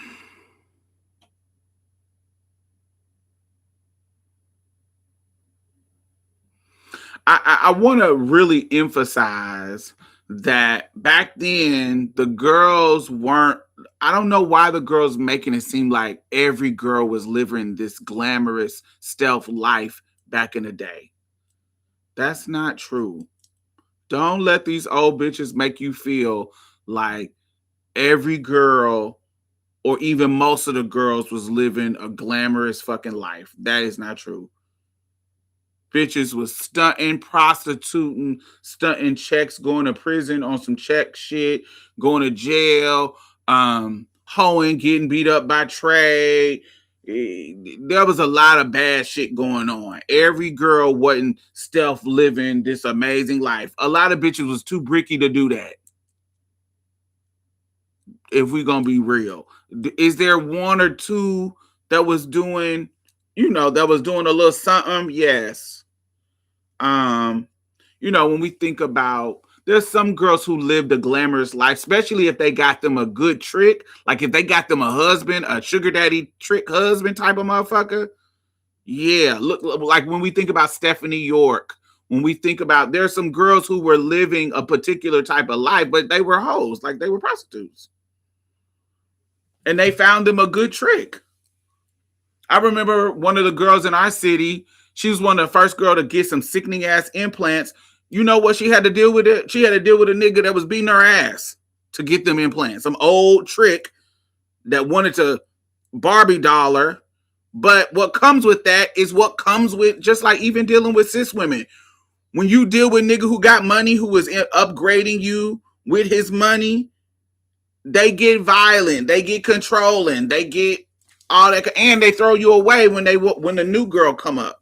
that they can buy some new titties when you old and out of touch and out of not out of touch, out of you not you old. They turn you in. Just when they objectify you, they do you just like a car. Just like a car. Oh, I got the new BMW 2026. 2027 is coming. 2028 is coming, baby. And they will replace your ass. That's what comes with objectification. But I saw that a lot. There was some girls who were living glamorous lives, some, but that was really, really rare. That wasn't most of the girls.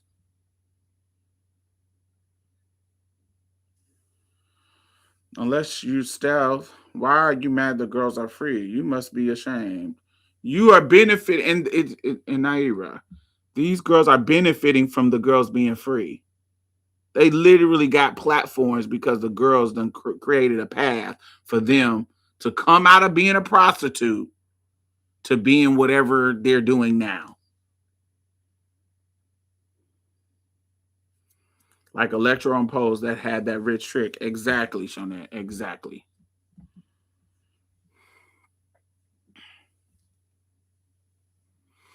Yeah, they were not living glamorous lives back then. Not ever. It was not even. It just wasn't the thing. Many were pushed out of mainstream opportunities. Many were pushed into underground economies. They were forced into secrecy. They didn't want to be secret. Even when opportunities came up, like remember when Madonna and the Vogue situation, that thing happened. The Vogue thing happened. You know, Willie Ninja, the Vogue, the dance, her coming, cultural appropriation, whatever you want to call it, blah, blah, blah, blah. She brought all the Butch Queens. That's all you saw on the fucking video was the Butch Queens. Even though the trans girls were a part just as much as a part of the community as them. But you don't see a trans girl that was just from that era just being featured like that. They were not showing the trans girls love. That's just not what it was. That's not what was happening. It just wasn't that.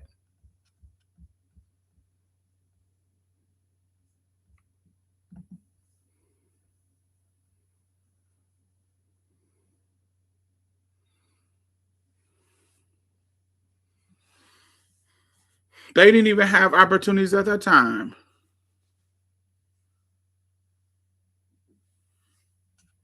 And somebody says even when they were Latinx. Yeah. I don't even know any of that. Even the Latinx one, I don't even know them. Yeah, so many of them at the time were denied out of careers, denied out of education, denied out of housing, and just basic respect. It just was not the tea back then. So of course they were forced into secret. It wasn't I don't know why we acting like that was cute. We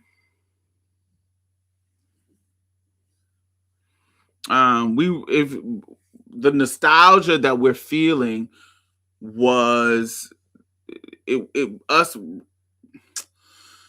we're romanticizing a time where the conditions excluded us from society. It was a forced situation.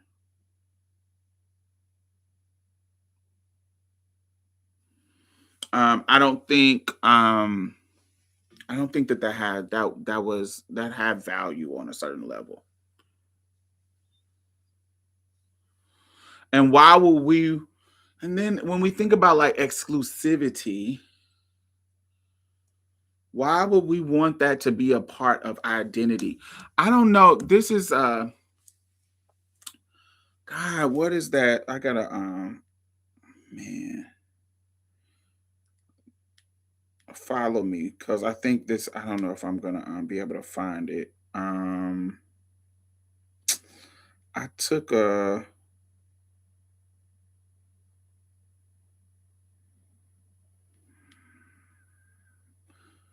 I know I took a picture, man. So I did this workshop and it was so enlightening to me on disability. I did this workshop that talked about, just the intersections of trans and visibility, disability, and just disability justice, period. So I learned so much. It was so good. But one of the things that that was pointed out, I wish I could find that picture. I hate that my fucking pictures are not organized. um let's see if I can search for it. Man, because I know I have a picture of it, but if I don't know the date, I can't look at my pictures are organized by dates.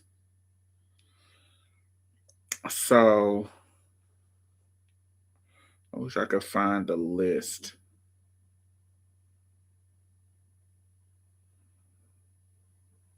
Anyway, is that it? No. Um, so there was a list of words that they during the disability workshop. There was a list of words that they were like, okay, we know that these words are bad. Like people are not saying retarded no more. People are there are certain words that we associate with disability that we have come to know is bad. But there are they had a list of other words that people use that are positive that are bad too, that are God, I wish I knew. God, I wish I had that fucking picture.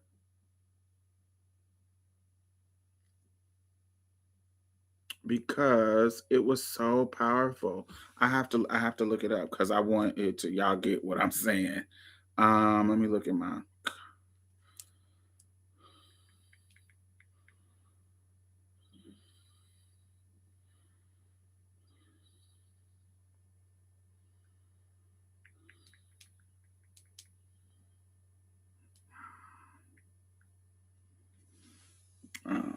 Is it coming up?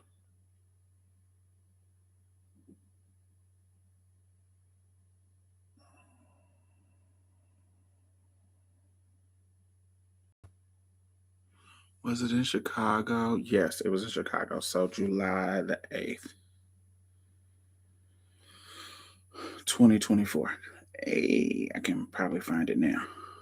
July the 8th, 2024. That was when it was.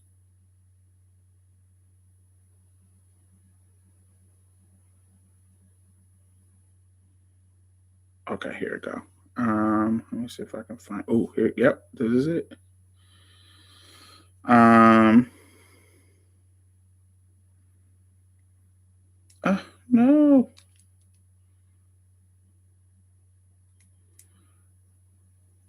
Oh, this is it. Did I not take the pictures? Oh no. I must have accidentally deleted it. Fuck. It has to be. If you search one of the words on your photo album, yeah, I searched and it didn't come up. I'm looking for the dates that I saw the event.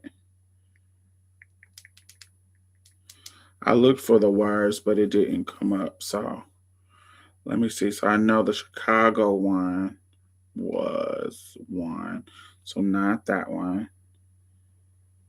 Hmm.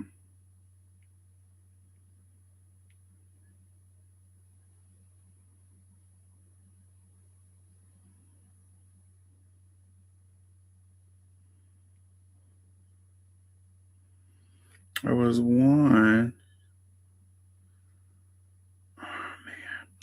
Anyway, they had a list of words that we know are bad that are ableist, and then they had a list of words that are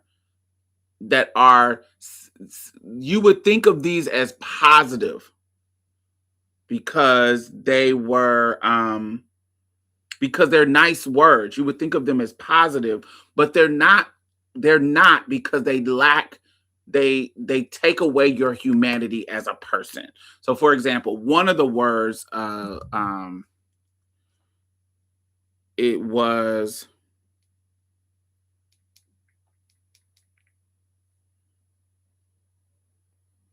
ethereal. Ethereal. So, ethereal means something so light and airy and delicate that it seems too perfect or magical for the physical world.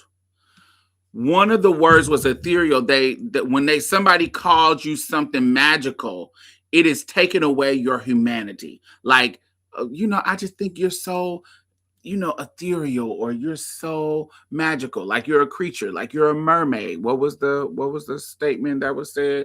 You're a mermaid. We were mystical. We were a mystery. That type of language is ableist, and also it takes away your humanity. When somebody tries to say that you're like a fairy, you're like a that, while it is a nice, they're being nice, the intention is not malicious, it takes away your humanity. When they make you this strange creature thingy, you're not a human no more. While it's not negative, when you're a unicorn, when you're a mermaid, da da da da da da, that takes that objectifies you and puts you in a situation where you're not a human anymore. I wish I could find that list. Damn, I wish I could find that list, because this is a teachable moment. I wish I literally took a fucking picture of it, where it was a list of words that you would think are positive, but they're fucking ableist. Like, it's like, no, don't say that, because I'm not trying to be I'm a human being. I'm not some special or ethereal person. I'm just a human. I'm just a person. And so you trying to be positive and making me this thing, while it's not malicious, it still takes away my humanity, because I'm not a mermaid. I'm a human being. I'm not a mystical creature. I'm not a unicorn. I'm not that. Because you know what they do to unicorns? They hunt them down and cut off their horns. Because you know what I'm saying? Like, that's something that is a part of the lore of unicorns. Because you're so special, even though it's not real, but because you're so special, we want to cut off your horn and make it into some powder to heal people. Ain't that what they do to rhinoceros? Why some of them have been poached to extinction, because they're this magical thing. We want to take the horn off and use it for medicine. It's all of this is weird. It takes you out of the reality and the humanity and all of that kind of stuff.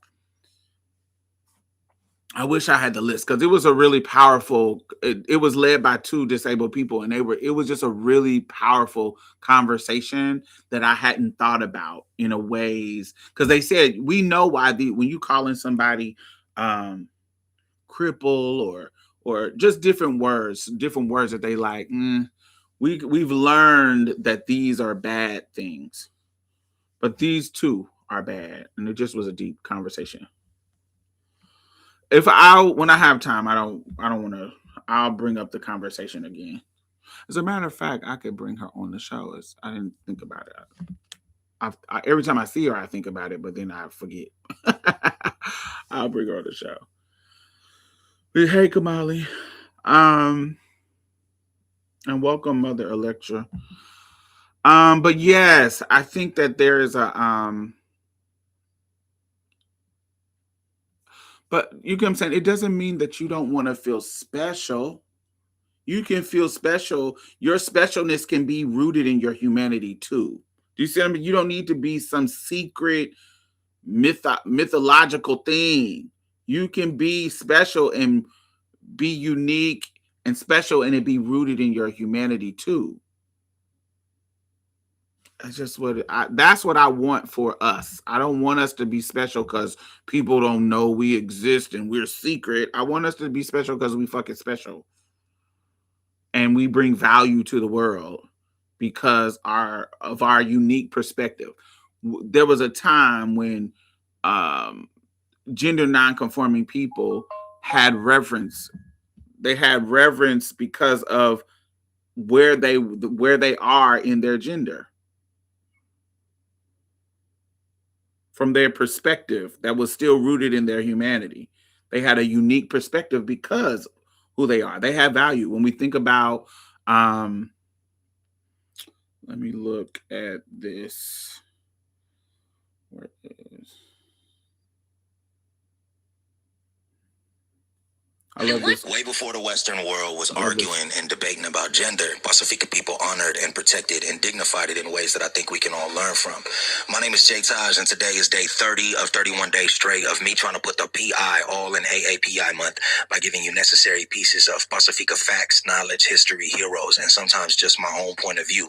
I'm going to talk about something today that requires care, not just from me, of course, but from you as well, because it belongs to specific communities and cultures and people, and I hope we can honor that as we talk about it. Across the Pacific, many cultures have long recognized more than just two genders, not as political or sexual statements, but as a way of life woven into the way that families work and how communities are led and how knowledge is passed down. In Samoa, for example, there is something called the fa'afafine, and this word translates to in the manner of a woman, but it is actually a recognized third gender, not defined by who they love, but by who they are and the way that they can contribute to the village. They are caretakers of elders, caretakers of children, diplomats that can move freely between the world of men and the world of women in ways that nobody else can. In Fa Samoa, there's a word for service, and that is tautua, and Fa'afafine have always been central to that. And in Hawaii and Tahiti, they are called mahu, and mahu means in the middle, dual male and female spirit, honored as healers and teachers and keepers of genealogy. And there's actually 4 ancient boulders sitting on the shore of Waikiki right now, placed there over 500 years ago in order to honor 4 mahu healers that traveled across the ocean from Tahiti through Hawaii to heal the sick. And it's not just exclusive to these islands. Tonga has Fakaleiti, and Fiji has Wakasalewalewa, and Kiribati and Tuvalu have Pinapina Aine, and the Cook Islands have Akavaine. Across the Pacific, there's always been words for this, but more importantly, there's always been a place for this. And colonization arrived and called it a sin. And laws that Fa'afafine are still fighting to repeal today were written during post-colonial rule, and the word mahu was once a title of deep respect, and it's been turned into a slur. I've watched Western societies try to fit Fa'afafine or the others into a box, to simply put them under gay or under trans and queer. And while they have the right to identify with any of these things, Fa'afafine is a pre-Western cultural identity, not a Western category. They never were. And they are Pacifica people living Pacifica lives in the ways that our ancestors always understood them to be: whole and honored and necessary. And while colonization tries to make it shameful, it doesn't work on me.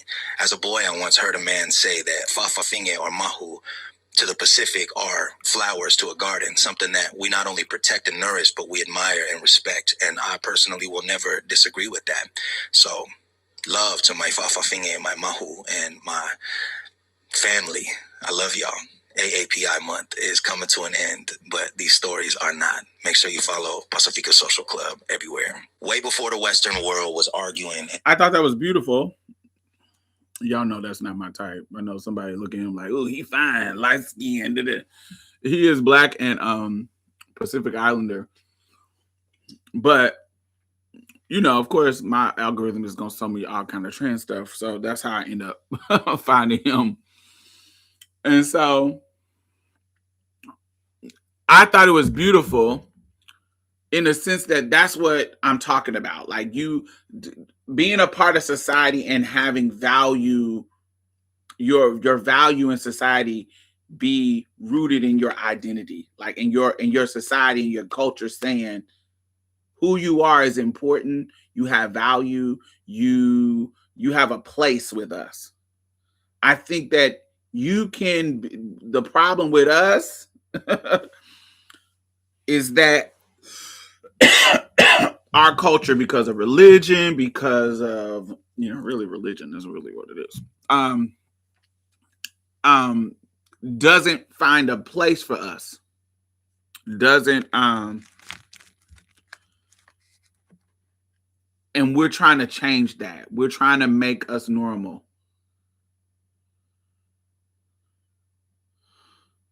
They see a light-skinned boy, I'd be like, ooh. No. It don't be my tea.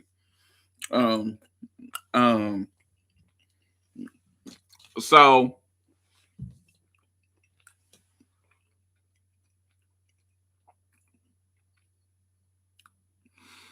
that's what I mean by you're not some mystical creature. You have value, and it's rooted in your humanity.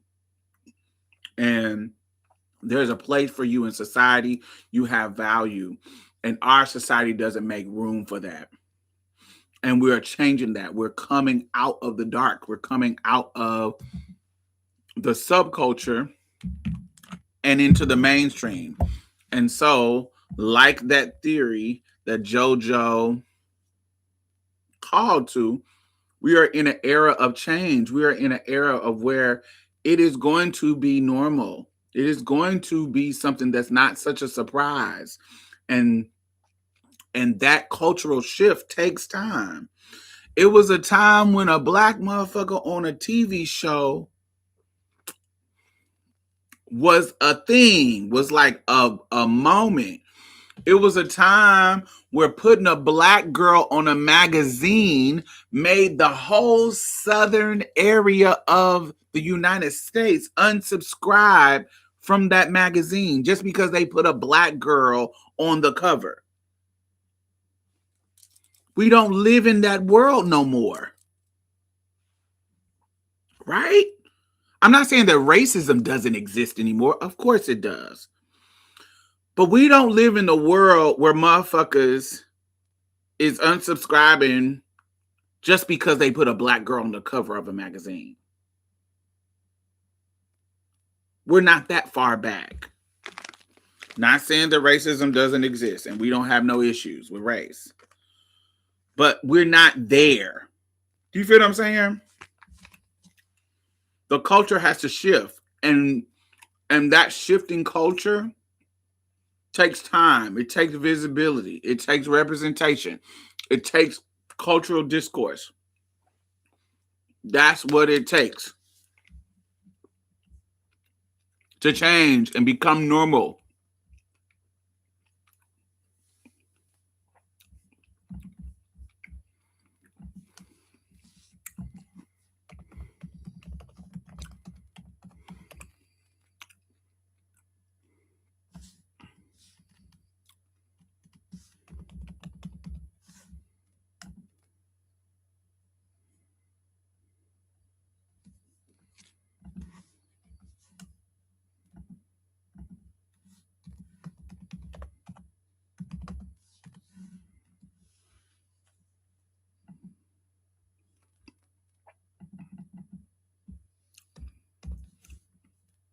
I'm going to put this in the comments because I think this is good. Thanks for sharing that. I have read about it, but I think that's a perfect addition to this conversation. Clark's motto: the evolution of minority representation in media.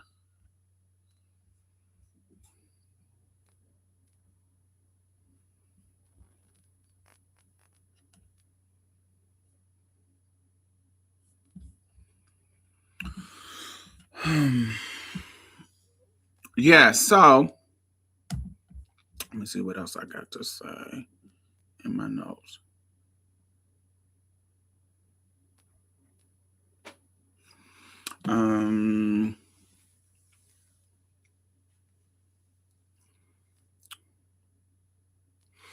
So this is gonna be my last little my thought. I want to challenge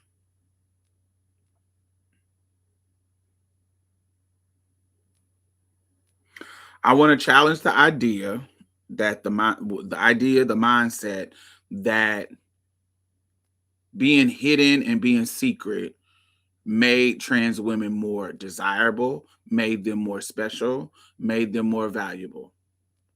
I don't want my value to come from being rare.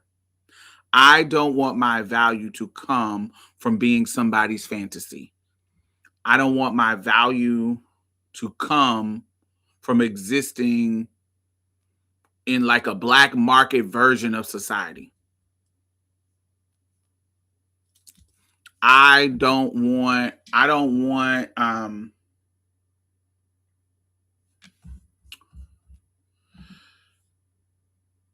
want dignity.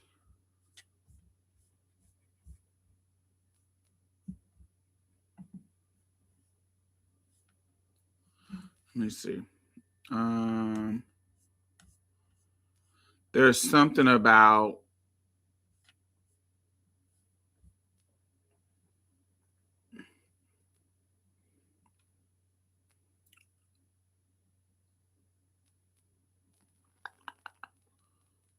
let me see what I'm trying to make sure I have all my notes together.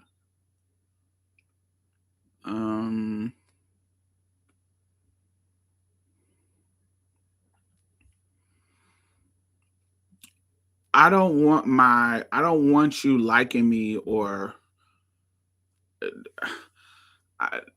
I don't want my novelty to be the center of how the fuck you treat me. I don't want my novel to be the main thing. I don't want that. I don't want that. That's not cute to me. I want more than that. I want my humanity to be the center of who I am, not my novelty. When you make my novelty the center of who I am, that's when you can pigeonhole me and put me in a box, lead to my harm, lead to reducing me to just being that. That doesn't allow me to be my whole fucking self. Yes, you are right. It is very reductive. Some of us want to be more than trans. Exist beyond the straight gaze. Yes. Some of us want to be more. We want careers, we want business, we want families, we want degrees, we want expertise, we want leadership, we want community influence, we want a lot of stuff other than just being trans or being the novelty of being trans. Some of us want a life where our humanity matters more than our novelty.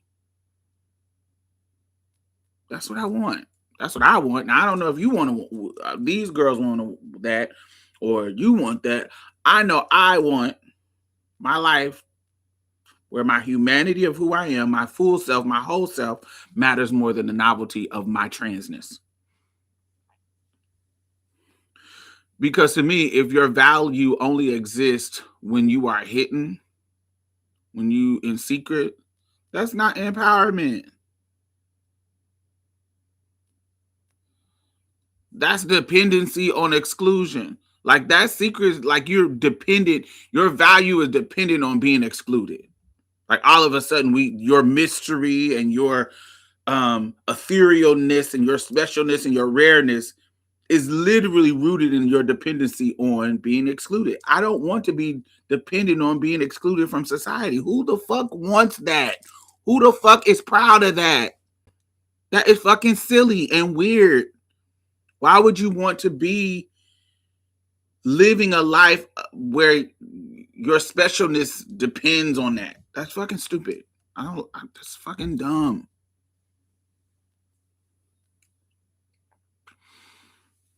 I feel like your self-worth should come from who you are, not from being fucking rare and being a secret.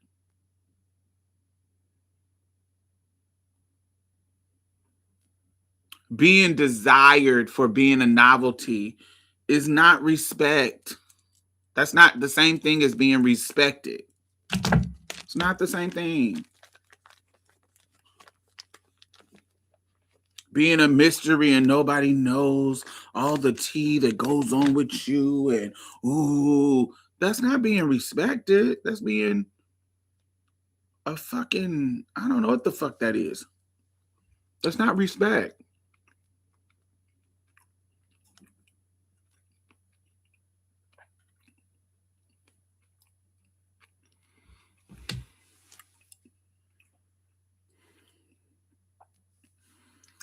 And you can't get me to believe that you were happier then.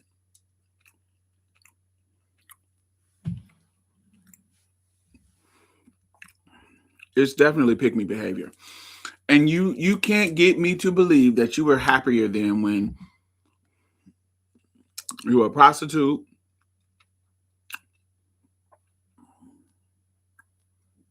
doing survival sex work, fighting niggas. You can't make me believe that you were better off. I lived it. You can't get me to believe that.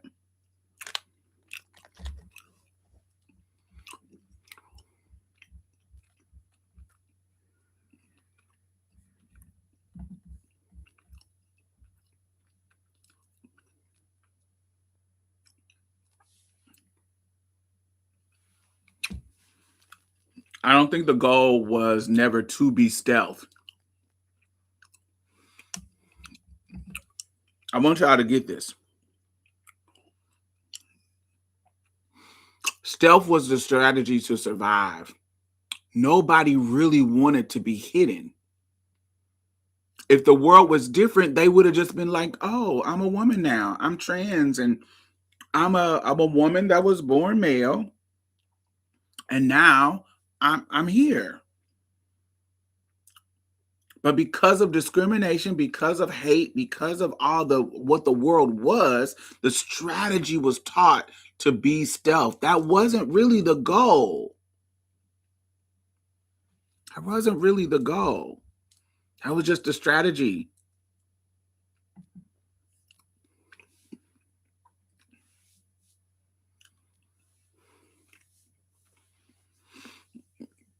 And the goal wasn't just visibility for visibility's sake either.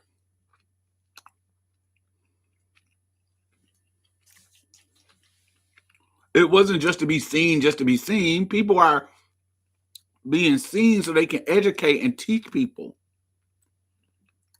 The goal was much bigger than that. What we're trying to create is where a world where we don't have to choose between safety and authenticity, between privacy and dignity.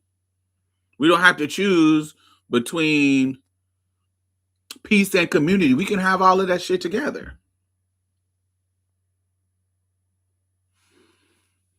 And I don't think like the best future for us is fucking being hidden. And I don't look back in the time where we had to be hidden with nostalgia. No, I don't want to look back in that way. Nostalgia in the fun shit and da da da, yeah, but I'm not looking back like that was a better situation. No, it wasn't. Sorry, it wasn't.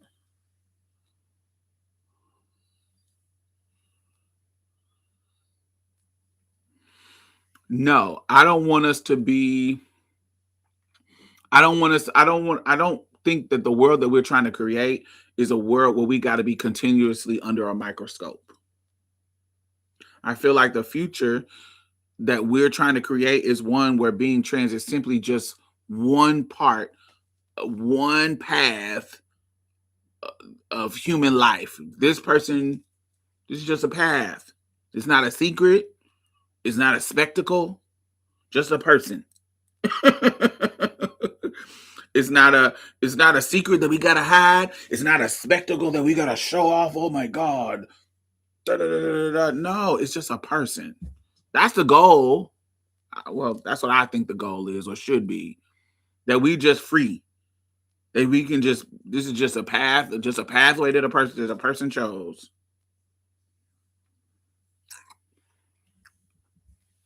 And so that's all I gotta say about it.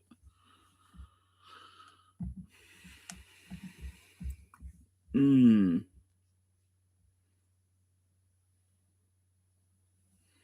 Kind of like the same argument straight people make regarding racism. Explain that, mother. I'm not a shadow. I won't be living in the dark. Amen. I feel like hiding any aspect of your identity on a daily basis contribute to long-term mental health challenges. Or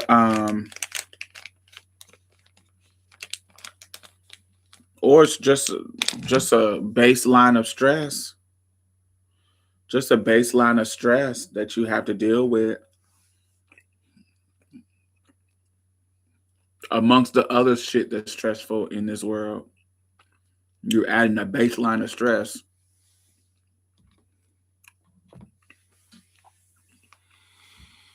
Make sure you thumbs up if you're just joining, or if you haven't thumbs up, make sure you thumbs up.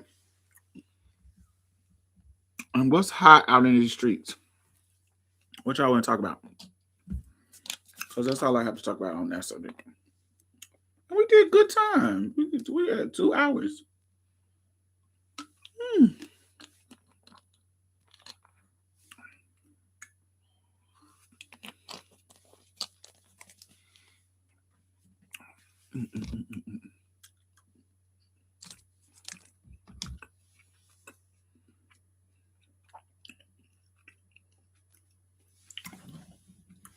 The new Michael Jackson documentary.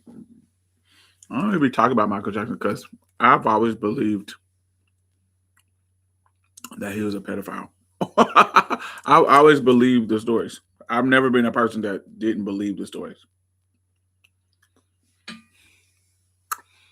But I also understand our cultural obsession with celebrities, and I understand that once somebody loves somebody on that level, they falling out, fainting and crying. It's hard for them to see, even with evidence, it's hard for them to see it. So I don't even argue. I'm not about to argue with you about something that's clear. Because I think somebody who perfectly talked about it was Cam James on here on YouTube. He was like, even if he didn't molest people, a grown-ass man having kids in his bed for fun is fucking weird. Just by itself alone is fucking weird. You just don't do it. It wasn't cute. But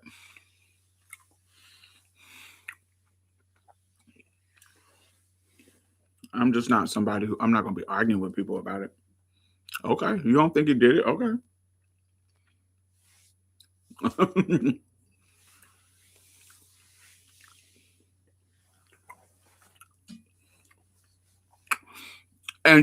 And I hate when people act like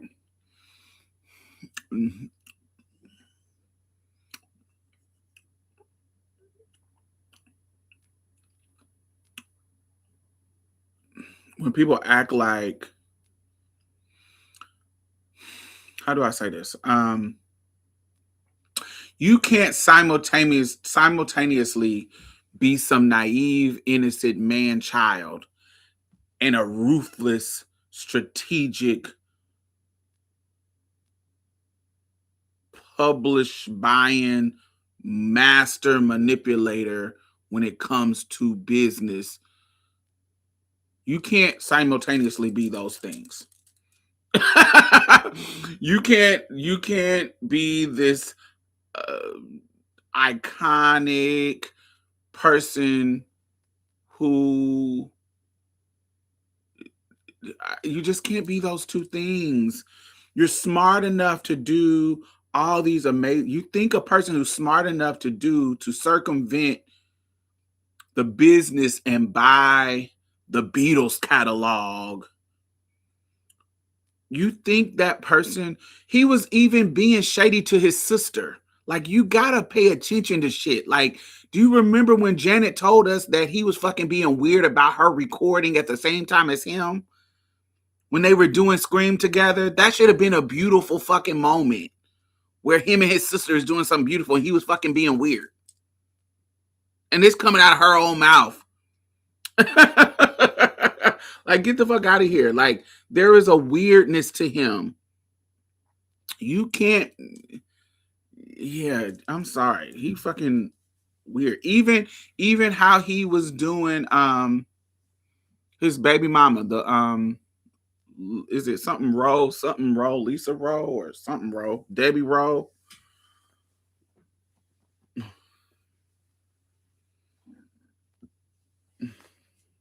I think he was on the spectrum mixed with him thinking he was bigger than life. Ego mixed with mental illness.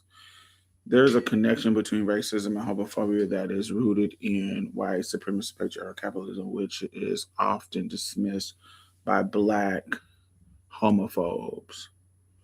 Definitely. He was weird to Janet. I was just watching her talk about the Scream video. Yeah, he was fucking being weird to her during that recording, even though while he was simultaneously using her to uplift his image because she had such a positive image, he was literally strategically using her to bring her in to make his image better. You don't be a manipulator like that, and you can't convince me that a person who's smart enough to be a manipulator like that and be fucking weird at the same time to his sister, use her while being weird to her, doesn't have the same master manipulator when it comes to fucking kids and their parents and convincing them to allow him to stay with them and doing a settlement for $20 million for the mama and for not for the kid once the kid come out. Listen, you can't convince the everything is there, child. And I'm not arguing with a motherfucker who just can't. And getting the kids to recant. Yes, get the fuck out of here. Come on. It's too, yeah, no. I think that he was a pedophile.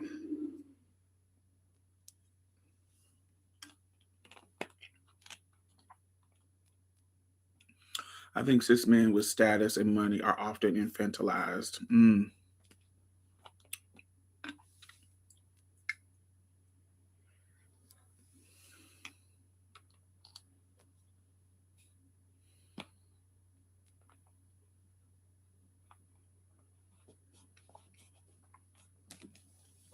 There's a major costume store in New York City that I used to frequent as a stylist, and a man that worked there for 40 years told me that Michael used to walk out with merch thinking nobody saw him.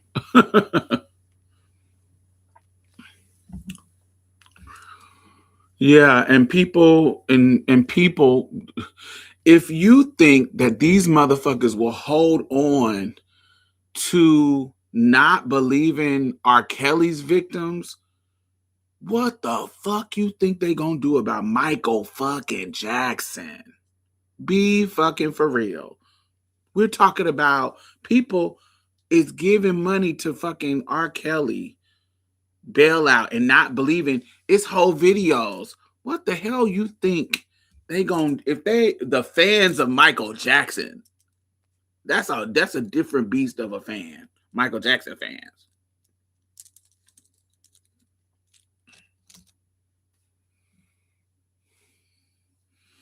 Are you still able to listen and dance to the music?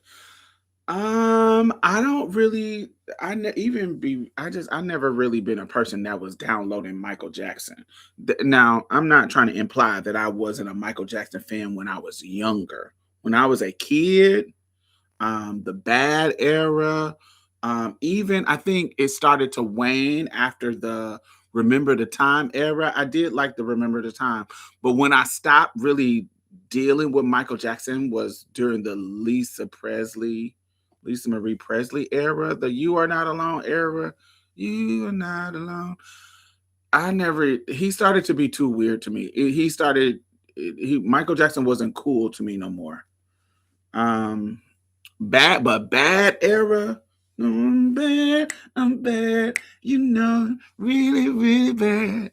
Yes, that was my sickening. I was a Michael Jackson fan, and it just what it was. It was like, yes, red jacket, Thriller, Michael Jackson fan. Yes, everybody was. It wasn't.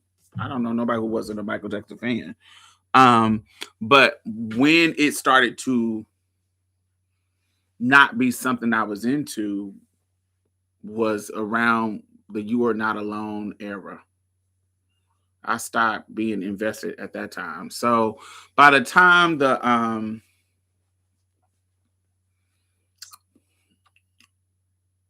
all that other weird shit started to come out, uh, I was already disinvested.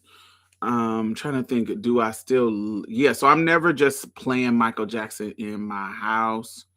Um,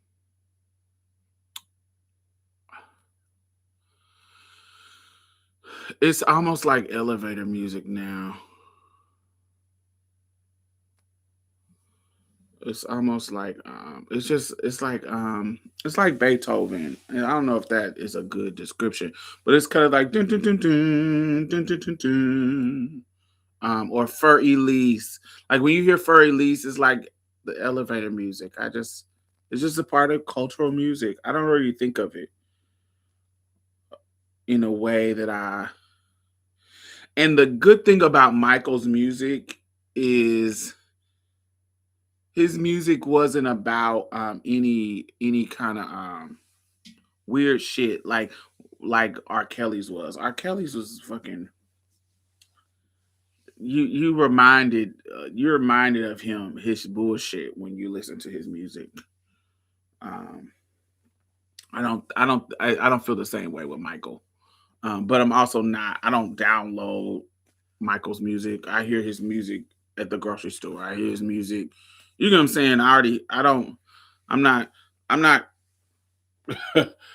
I'm not telling somebody, ooh, bust that Michael Jackson out. I ain't doing that.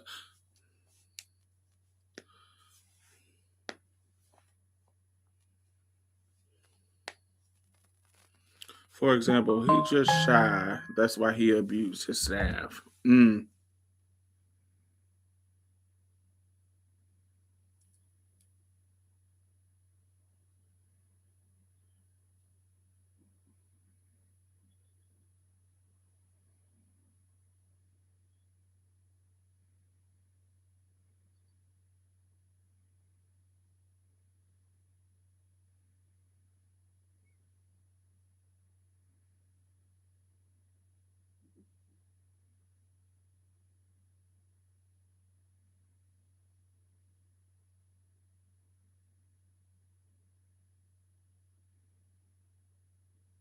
Mm.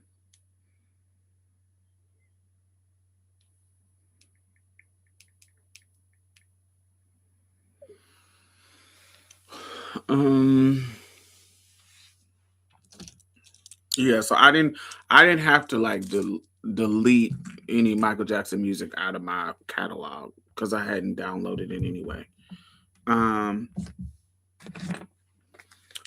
I did have to delete R. Kelly because R. Kelly was a music that was a part of my like I have a playlist of I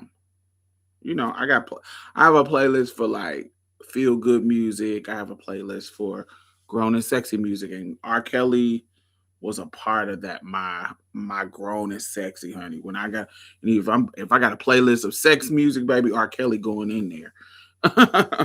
I had to go and delete all of his stuff from my playlist and stuff like that years ago, but it was I had I had to do that in a way that I didn't have to do it for like Michael because Michael really wasn't in my catalog. You like People Bryson? Yes, I do.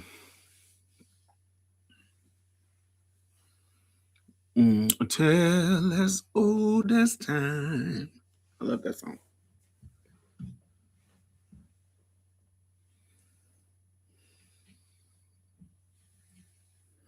That's Beauty and the Beast. And what was the one, the Aladdin one? I can show you the world. Shining, shimmering, splendid. Tell me, princess, now when did You last let your heart decide. I can open your eyes. Take you wonder by wonder, over, sideways, and under, on the magic carpet ride. A whole new world, a new fantastic point of view. No one to tell us no, or where to go, or say we're only dreaming. A whole new world. I don't know the rest of the words. Yeah. Now I'm in a whole new world with you. I love people. And what's it? It's something that you told me stayed in my head all night long. You wanted me to love you, so you said, simply reach out and touch me. My heart is in your hand. Feel me. I want to feel the fire. Yeah. That's my favorite two people pricing songs.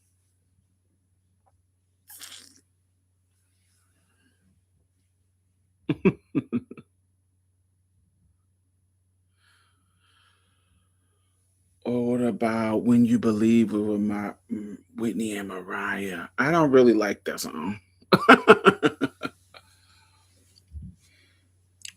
I actually don't like. I don't like any Whitney music past Bobby. Not Bobby. I don't like any Whitney music past Waiting to Exhale, Bodyguard. Waiting that anything before what came first? What's the last? Whitney was Bodyguard was 93, and what was the last one? But Waiting to Exhale came after Bodyguard, right?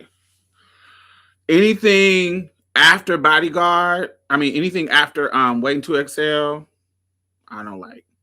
Anything before, love it. That's the Whitney that I love. Anything after Waiting to Exhale, nah, I don't like it. Heartbreak Hotel, oh, so cool. It's cool. It's cool. But I didn't like Whitney on it. I like Kelly Price and Faith. I like their parts. It's not that I didn't like Whitney's voice, but Whitney was her best. Bodyguard. Bodyguard was when Whitney was at peak Whitney. But I also loved her first album, Whitney, too. So that new, fresh, saving all my love for you, that new, fresh Whitney was love. But peak Whitney is Bodyguard to me. Waiting to Exhale, I love Waiting to Exhale. That's like one of my top albums of my life. But anything after Waiting to Exhale, I didn't really like. Prime was 80s, early 90s. Yes, that was the Whitney. That was the Whitney. Whitney. I love you.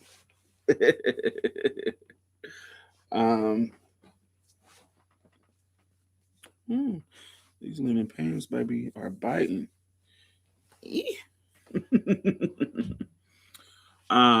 So yeah, anything after that, after Waiting to Exhale, pack it up, baby. Bodyguard and Waiting to Exhale, and the one where she's coming out of the water looking like she in paradise, and the one where she was on the motorcycle. I'm your baby tonight. Um, yeah, all of that is my key Whitney. Anything like early 2000s Whitney's, late 90s Whitney. It's not right, but it's okay. I'm gonna make no, I don't like that shit. It's cool, but I don't like it. I don't like it like the old shit. I kind of like some of her music before she died. No. Yeah, anything before she died.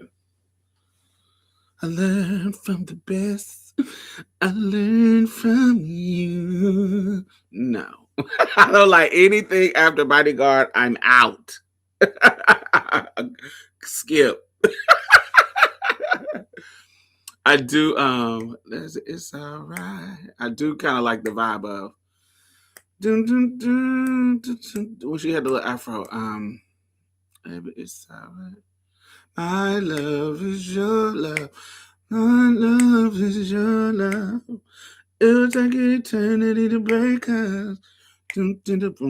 Oh, love is my love, and my love is your love. That I do like that a little bit, but just a little bit.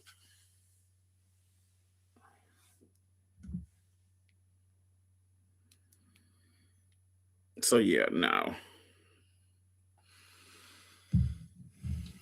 I love her Shaka Khan cover. Yes, that was early 90s, like 93, 92, 93. That is included. Love that. You don't like when she got blacker. That's a good point. Yeah.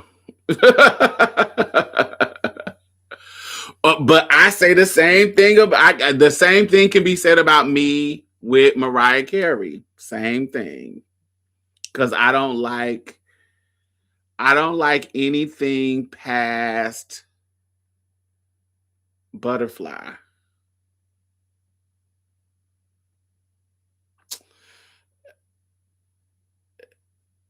Yeah, anything past Butterfly album, I'm out.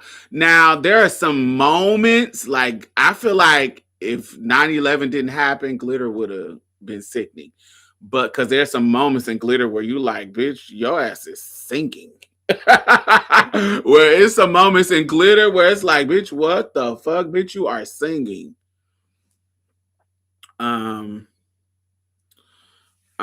not that Mariah couldn't sing before, but there was some things that she did on the Glitter album that was like, yo, like this is crazy. Anticipation of Mimi was a hell of a comeback. I can recognize how sickening it was.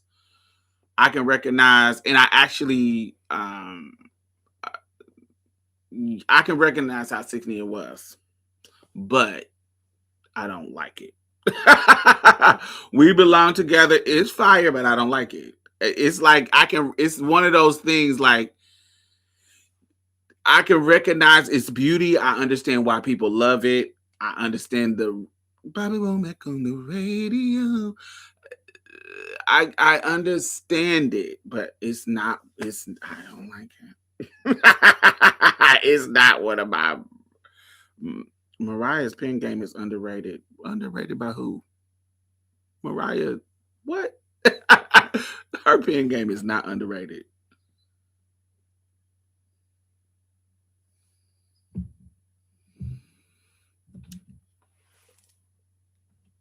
It's not. People know Mariah pen game. That's Mother Christmas. That's Mother Number Ones. People, I don't think her pen game is underrated at all. I think that she is one of the most prolific writers of multiple decades. I don't think it's underrated at all. She got the most number ones.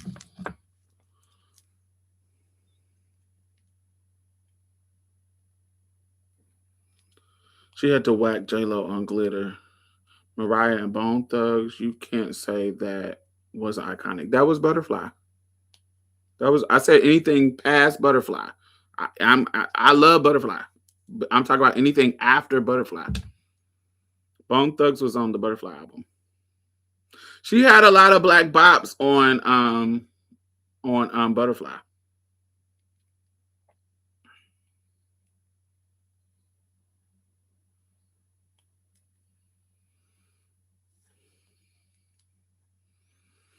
The boy played that for me in the back of a Caprice. What song?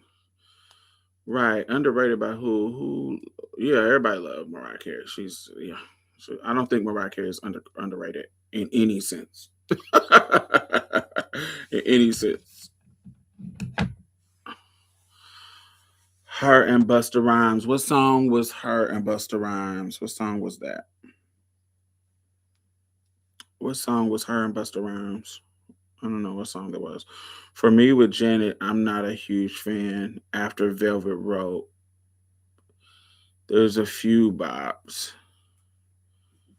Me with Janet. What other? Nah, I'm. Yeah, no. I loved anything on Demita Joe. Demita Joe, I think it is my last Janet.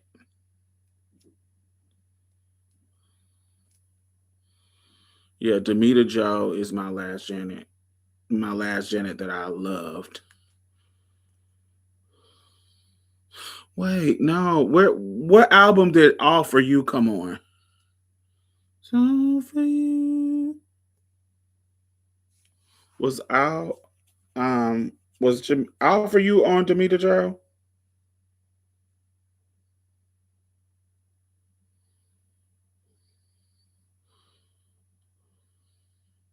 All For You is the album. Did that come after Demita Joe or before Demita Joe?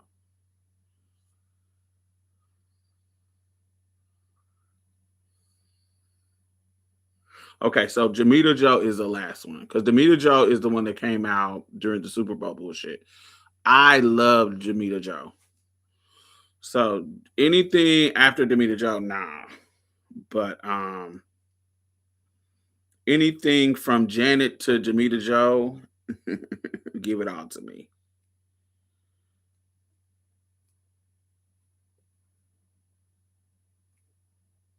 Is that the one with the Luther sample? Oh, I don't know what that one is.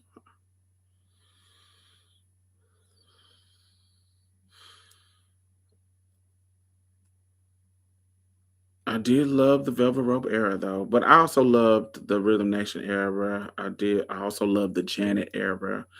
I loved the All For You era.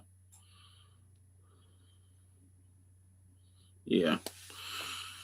But yeah, I guess but y'all know that sometimes my anti-blackness come out. When they start being ghetto or doing too much urban, I get up out of there.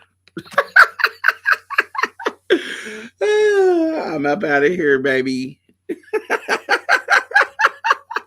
I guess that could be true. I'm up out of here. Now, Janet and Busta Rhymes, that was my tea. I don't remember Mariah and Busta Rhymes. I remember Janet and Busta Rhymes, yes. When they get to doing too much hippity hop, baby, I'm out of here. Your music wearing color braids, yes. That's yeah. Sometimes my anti-blackness comes up in. I need my pop girls to be pop. When I want some R&B, honey, I'm gonna go to Mary J. Blige. I'm gonna go to Brandy. I'm gonna go to Monica. I'm gonna go to SWV. I'm not coming to Whitney and Mariah for my pop. I mean for my R&B. I'm coming them to R&B, but a pop sensibility R&B. They gonna give you a modulation and a bridge.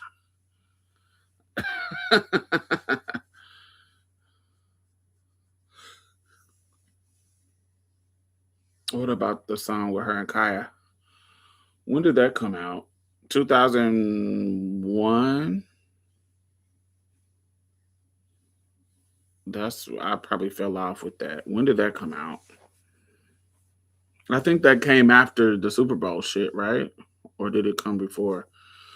If it came after Demeter Joe, I didn't like it. Um,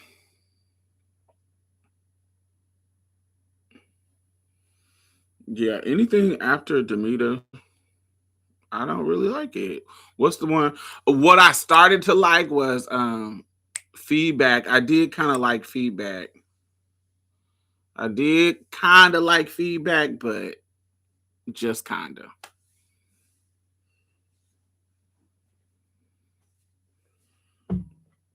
I felt like it was. I hated that shit happened because Demeter Joe had so much sickening shit on it.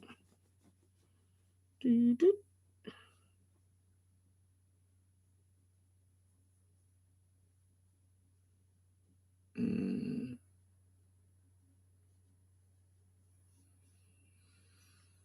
Mm, I don't know.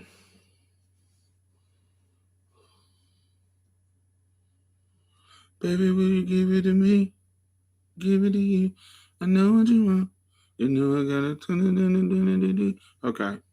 Yeah, now I remember the song, but I can't remember any of the visuals. I had a crush on Buster from that Janet Buster Rhyme video. Give me some more. Baby, I done had a crush on Buster since honey. Baby, I like it raw. Not that's that's baby that's old dirty bastard. What was the one when he was in the box with the dreads? Really want to go with me? Dun, dun, dun. See with the eyes could see some. He was doing like African dances in the. I can't remember. He was some. It was something where he was in like different color boxes. It was like a Hype Williams video. I can't remember. It was a see what the eyes can see. I don't know what the name of his song was. I can't remember the name of it, but I loved him since that. Like Coming to America, yes, it was like Coming to America dances, and he was in the different color and the voodoo. He looked like a voodoo priestess. Yes, he was yummy. I loved him. He was like the male version of Missy on a certain level where they both did weird ass videos, which I would have loved for them to do a collaboration, but they both did weird videos. Put your hands where I can see. Yeah, something like that. Straight Buck Wilder in the place to be. Yes. Ooh, that was my. I loved him, and that's when I fell in love with him. I loved me some Busta Rhymes. But I loved all the fast rappers. Twista, I didn't have a crush on Twista. He was ugly. But I loved the fast rappers, like the Twistas, the Busta Rhymes, the ones with the fast cadence.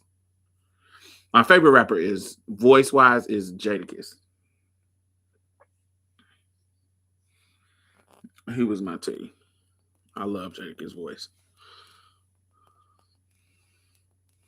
Hello. Hello, hello, hello. Welcome.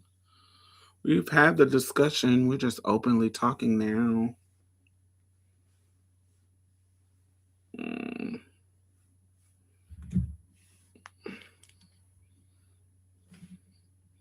Cameron was fine. I never really got into Cameron. He was fine though, but I never really got into him as a rapper like that.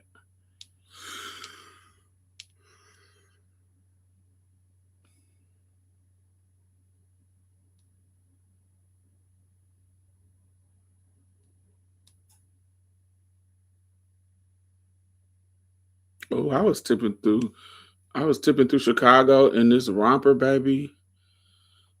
I was getting my life, baby. The trade was eating me up. I was looking sickening.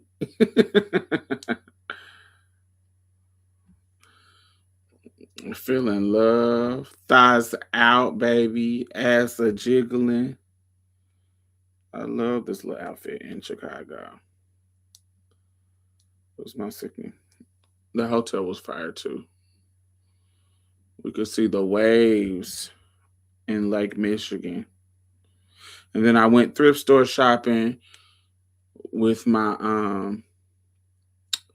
green Chloe bag and some wide legs, and okay, that's like a little vest, little, I don't know what to call it, but it's like a vest, but it's long, little duster or something.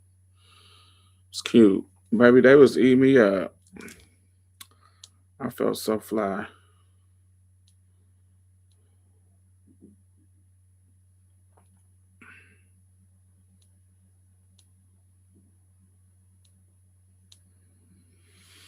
Mm.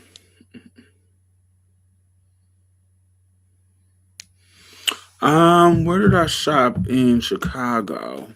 Um, where did I go? I just hit up a bunch of the vintage stores just to see what I could find. There's a, I always just search for vintage stores. There's a bunch of vintage stores in on Halsted in Boys Town. I don't know if is it. It's not called Boys Town no more, right? Um, Gildas. Oh, I don't remember any of the names, but I just went to different spots around the city. And What's that area of the city called? It starts with a P, Pinion, a Pinion. I don't know what's the. It was a. It was Pilsen. Yes, yes, that's the name. There was a bunch of places in Pilsen and a bunch of places in Boys Town. That's where I went. So any of the shops in that area, those two areas, I went to, because that's where they that's where they directed me to.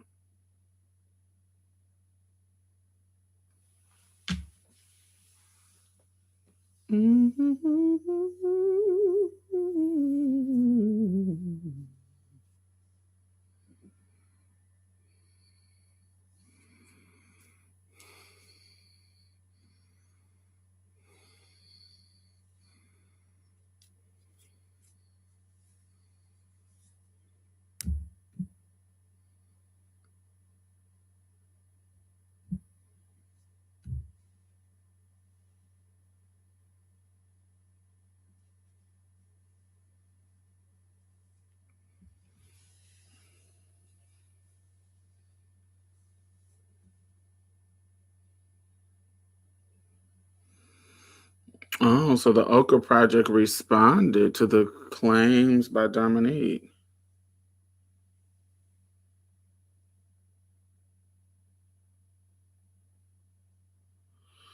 Oh, so they responded.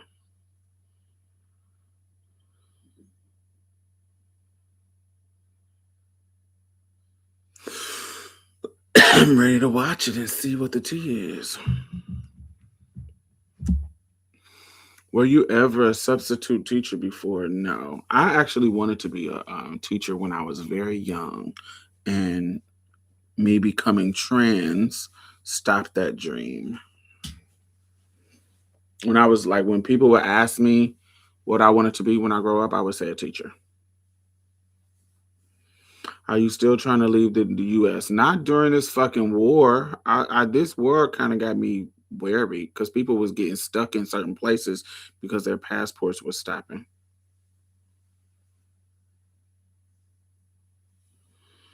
I know that's right. It is Pride weekend this weekend. Do I want to go bust the streets open? Maybe I might go out tomorrow or Sunday. I don't know about definitely not tonight. I don't know if I want to go out though. But if I go out, I'm gonna go to the Crocker because I love going to the Crocker. The Butch Queens make me feel like a goddess at the Crocker.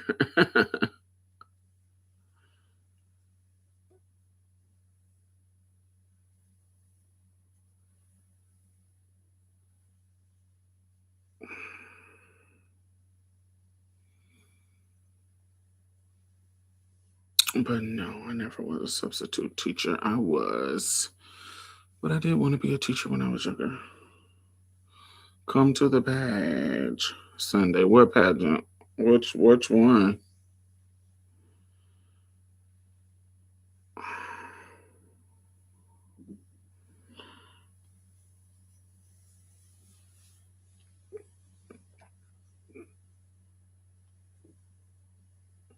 I remember you from Africano Boys show. My baby.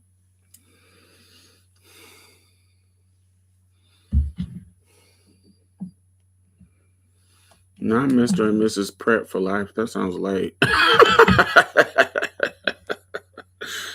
That sounds late and tired.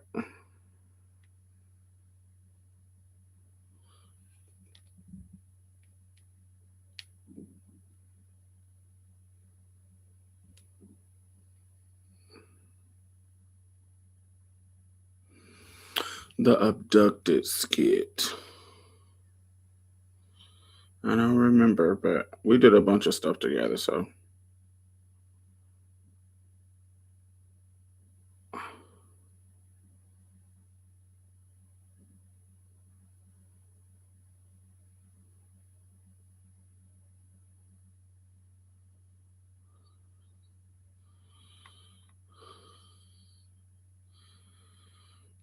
Not her buying all these Birkins.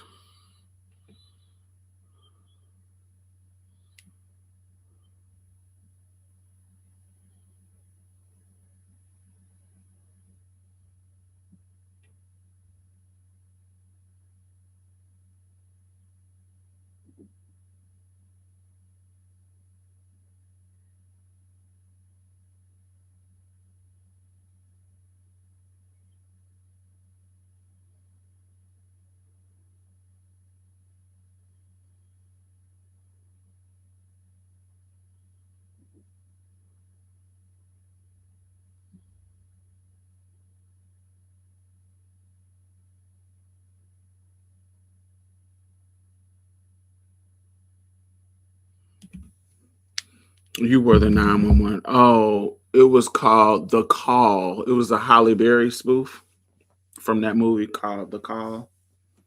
Her movie.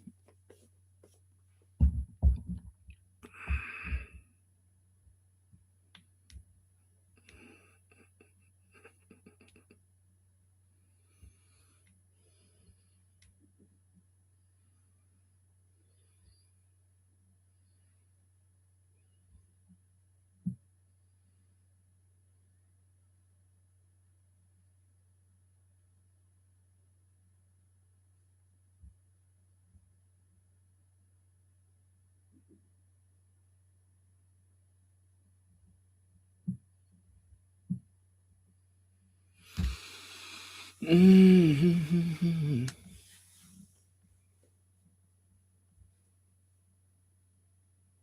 What other people? I'm trying to think of people pricing. I know Feel the Fire. I know Aladdin. What was some of his earlier other songs? I don't remember any of his other songs that I could think of. I was more of a I don't know if this is the same era, but this feels like the same era. I was more of like a Jeffrey Osborne fan.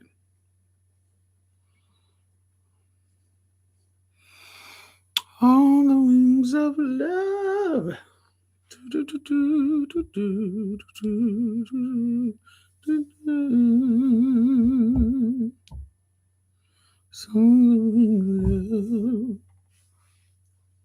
Can you woo woo woo? That was People Bryson. Oh, she looks so pretty. Oh, she looks so pretty.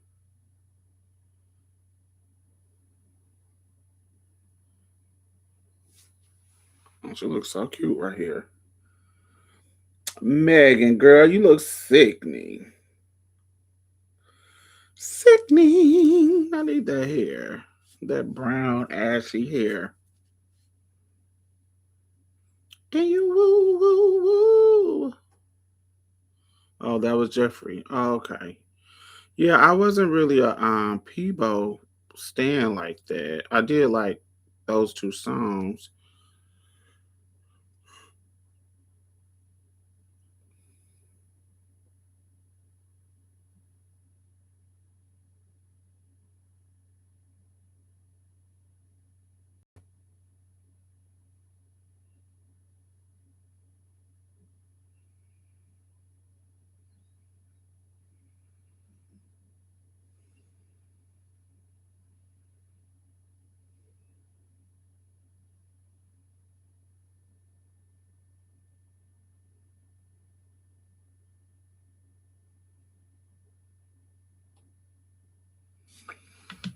What is everyone watching? Any good black films? Baby, they killed off Rue on Euphoria. I ain't been watching shit. I've been sad and triggered. They killed my girl in a fentanyl overdose. That triggered me. I was crying for 2 days.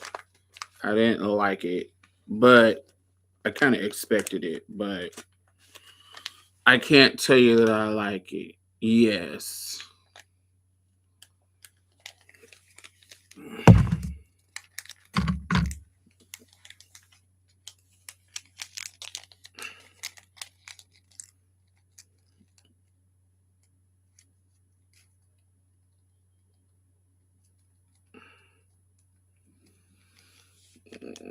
Yeah, I can't wait till they bring back P Valley. It should be coming soon because they won their lawsuit against Nikki Gilbert. She the reason why we hadn't been able to get the fucking show because that bitch wanted to sue them and act like they stole her idea. Bitch gone. And so she lost the case, so it should be coming out soon.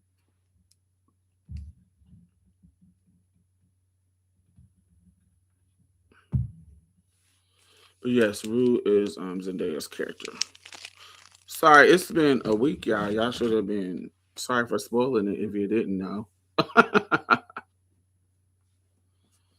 um, but it's been it came out Sunday. Y'all need to be up on the stuff. I don't like it. I don't like I didn't like it. It was I expected it. I just didn't like it. I know it's the reality of a situation.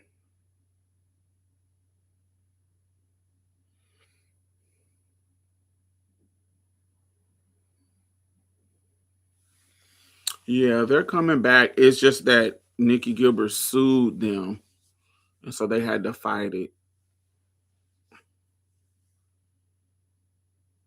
Yeah, it's ready to go. So I don't know why. Mm.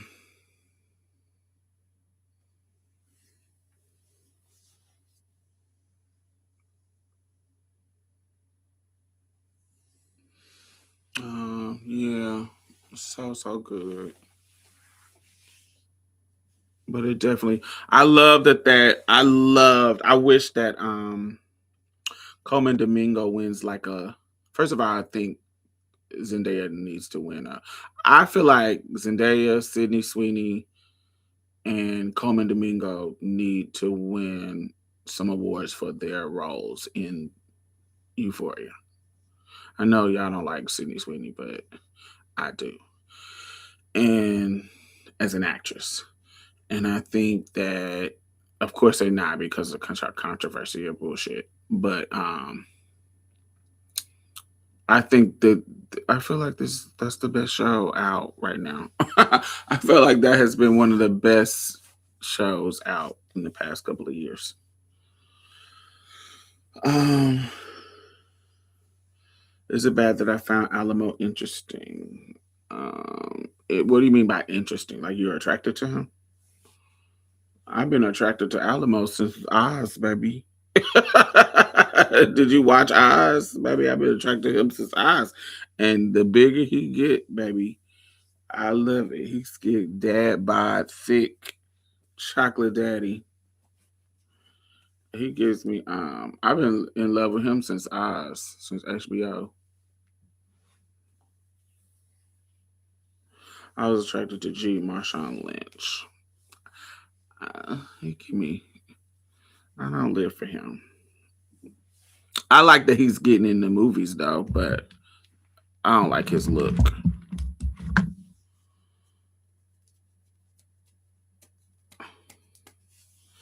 He gives me Trey that you meet at the club. That dick be stinking in the car. You will pull his dick out in his car, and it'll be stinking. He'll be in clean clothes, but his dick could be musty.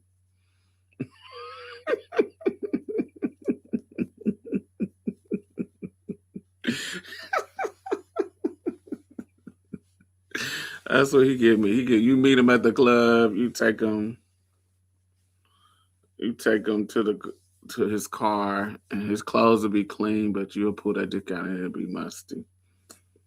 Like he got the same underwear he been wearing for the same week.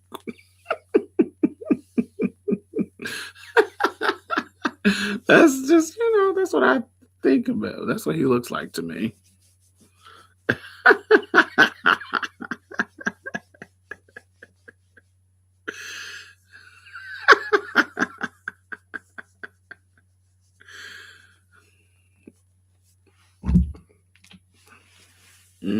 I don't live.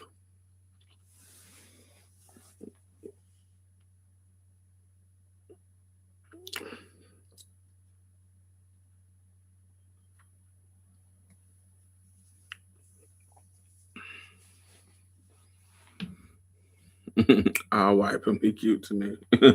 I actually found was the skinny one more attractive? The skinny one with the afro. I found him more attractive than Marshawn Lynch, than the G character.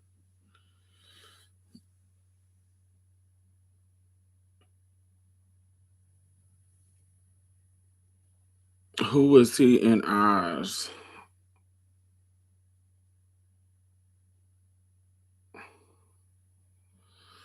I can't remember his character name, but the one who played Alamo Adebisi, yes, that's his name in Oz. But that's when I fell in love with that actor when as Adebisi. Yes, in Oz. I saw him in The Mummy. You ready for the vampire Lestat? I am not. I actually don't like Lestat without Louis. So him being this rock star shit, girl, I don't want to see that bullshit. I want to see the relationship between Louis and that's what I want to see. I don't want to see him as a rock star. That was boring and late, and I didn't like that part of the story. I didn't live.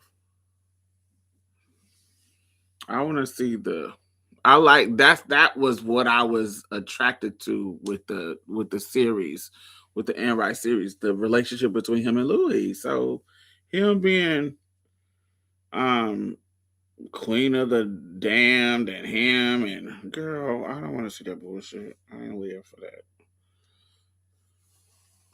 I'm gonna watch it just because I want to show. I'm a sucker for seeing the end of shit, but I didn't like the story of Queen of the Dam, other than Aaliyah being sickening. That's it. But other than that, the storyline of that movie was late and tired.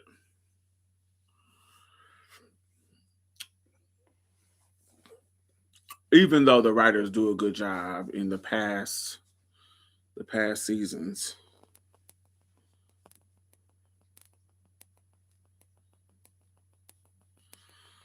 I'm not attracted to Idris Elba like that.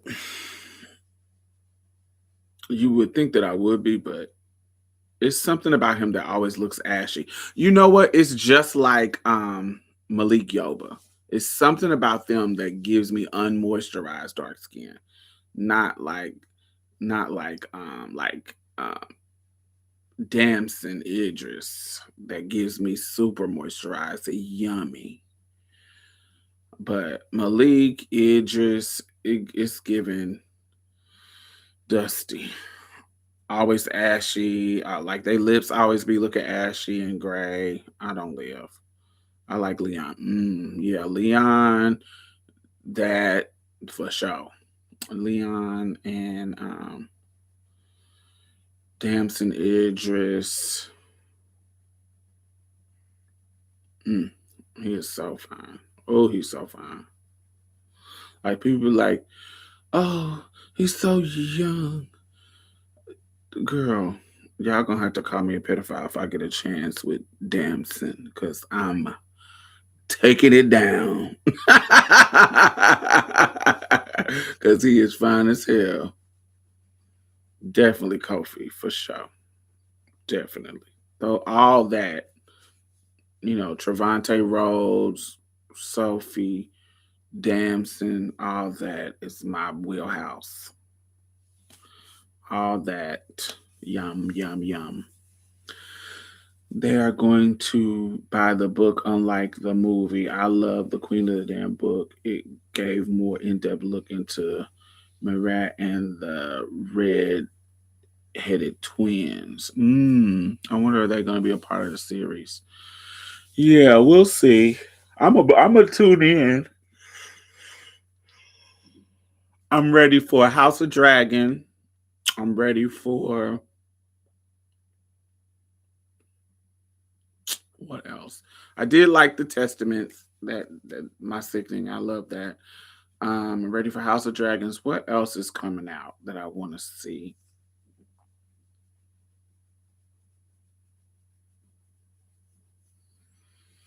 hmm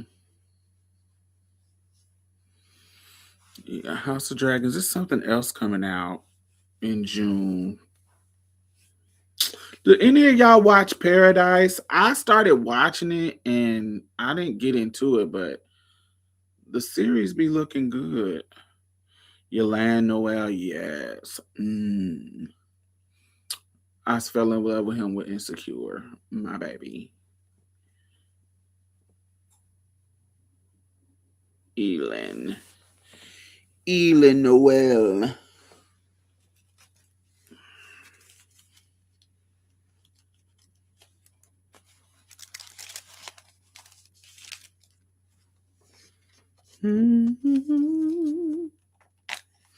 I'm ready for the return of the Coven. The witches are back. Ooh.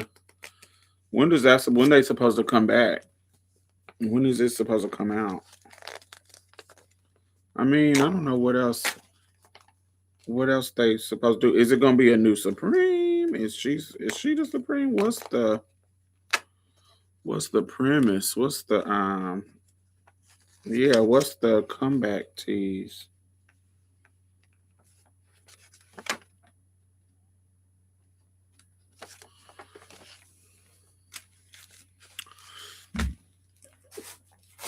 Oh.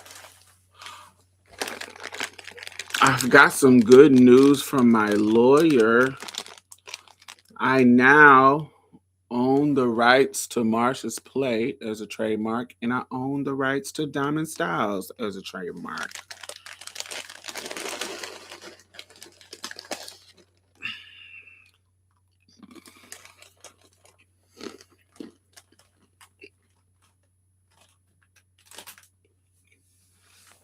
Oh.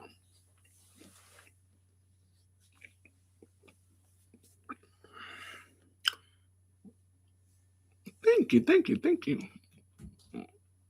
I was so excited. Somebody has a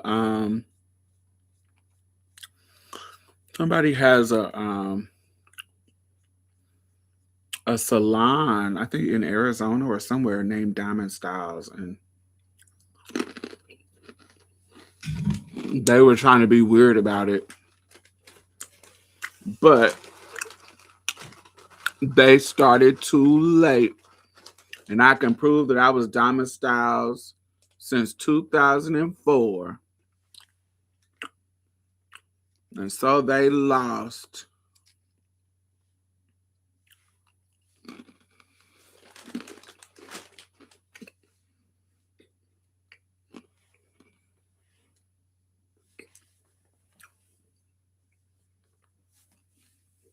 Mm.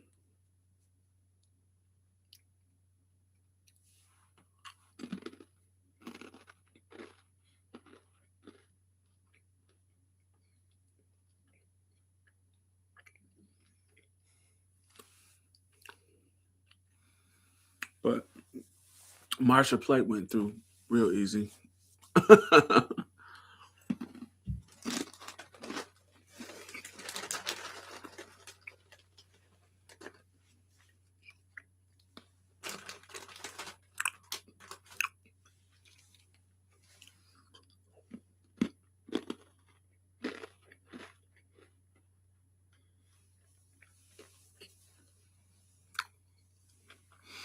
You know what? I would love to do another podcast. I don't want to be the editor.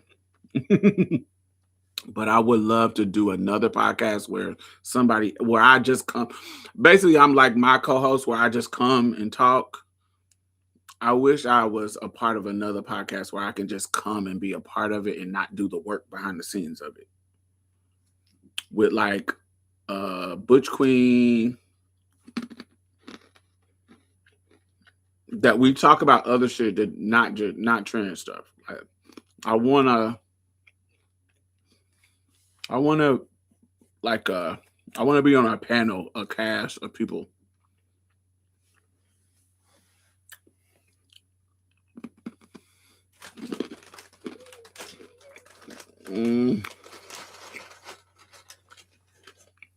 I haven't just something exciting that's not about trans stuff.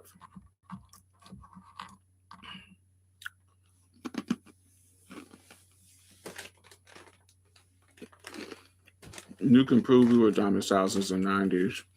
Not on paper. I couldn't prove it on paper.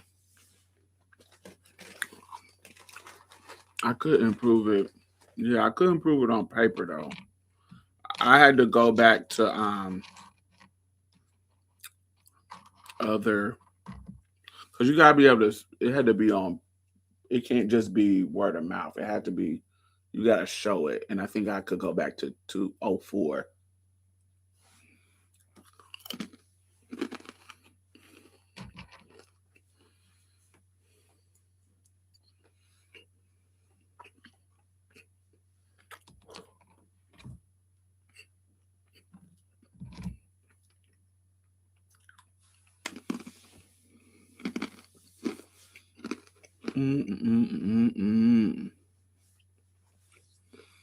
But yeah, but everybody trying to be a Beyonce instead of collaborative.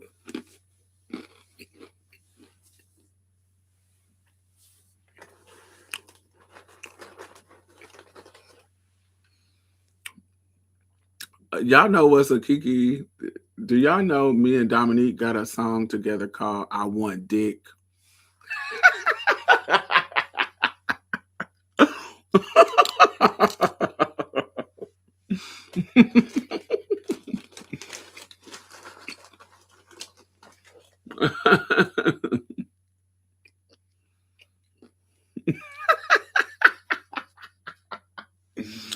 She hasn't put it out, but I flew to Atlanta. She flew me to Atlanta, and she had sent me a track, and it was funny. I was like, "Oh, I could be on this. So this is cute." I did some backgrounds for another song she had, but this song she was like, "Let me send you this," and she sent to me. I was like, "Oh, I can get nasty on this, so let me." Let me. So she did her first two verses, and then I did my own verse in a vamp, and it was so sickening. It was called "I Want Dick." I want dick. Dick every size. It was a kinky song, but it was sickening. It was like a cute R&B song.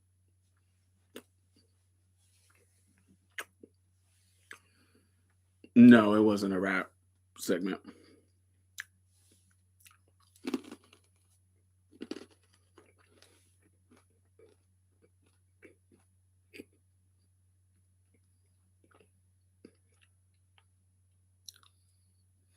It's slightly camp R&B, yes.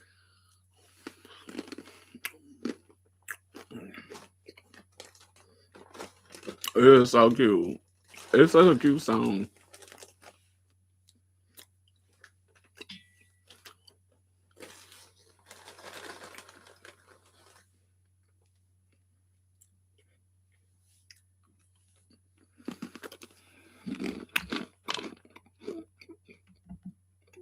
Let me see if I can find.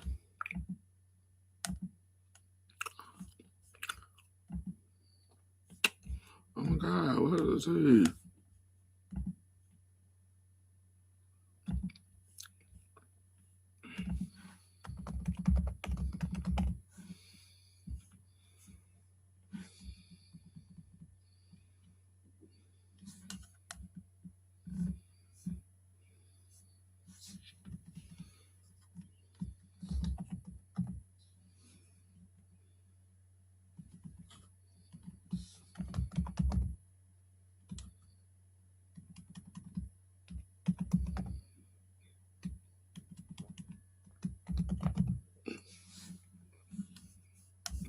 I don't know where it's at.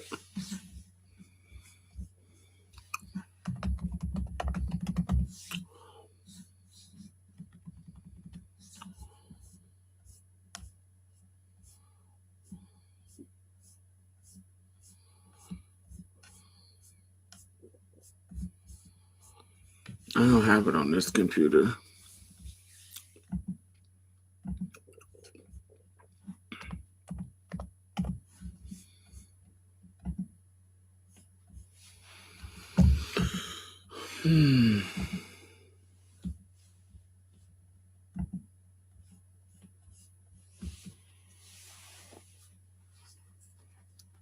But it's deep in our messages, child.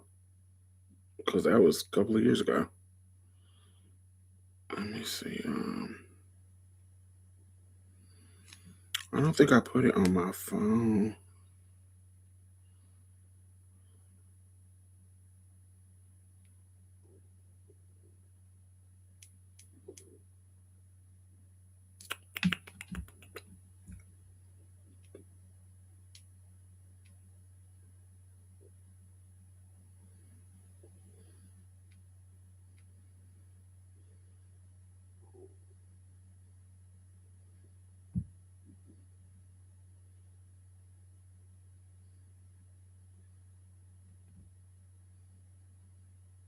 Let me see.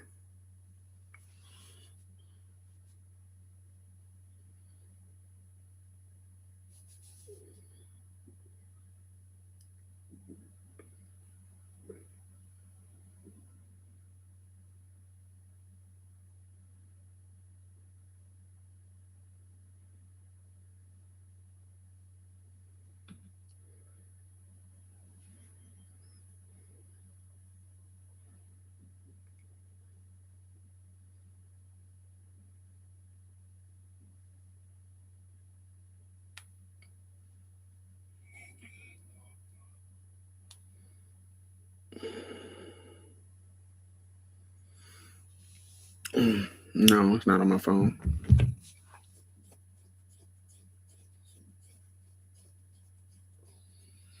Yeah, I'm not going. That goes all the way back to like 2022, maybe. I think. I don't know. I think 2022. It might go back. We did it years. It was some years ago, y'all. It was a while ago.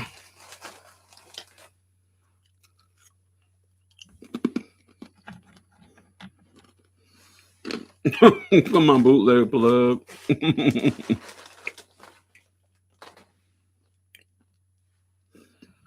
I just recorded this song with this boy that I really like. I don't know if he's gonna use it, but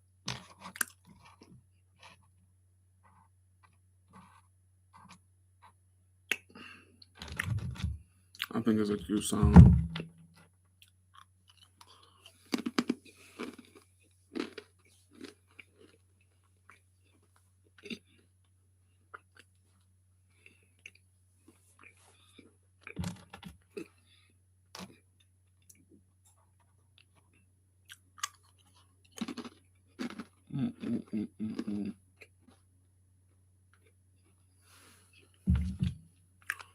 Well, I'm about to get off here, y'all. Make sure y'all thumbs up, and I will talk to y'all later. If I don't go out, I'll go live. Can we ask questions? Of course. Ask what you want to ask. That's the The end part is about asking questions. What did you want to ask?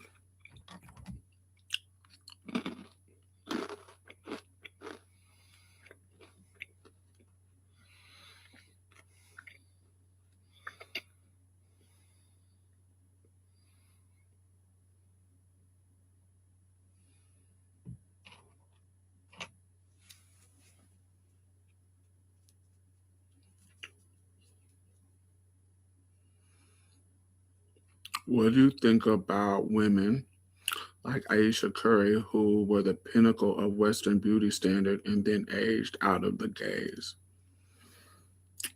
Um,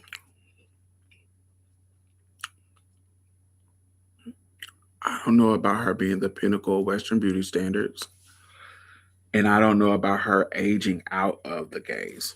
I feel Aisha Curry is still um, beautiful.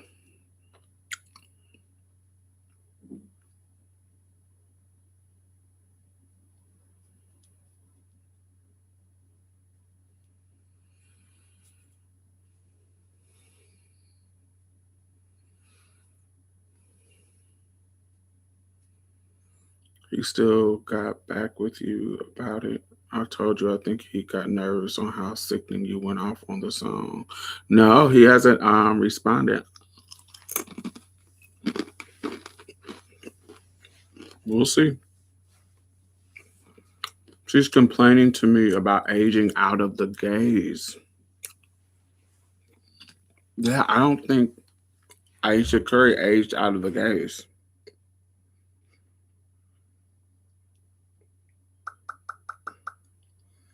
Maybe I don't know, but I don't follow sports. I know that's a sports wife, right?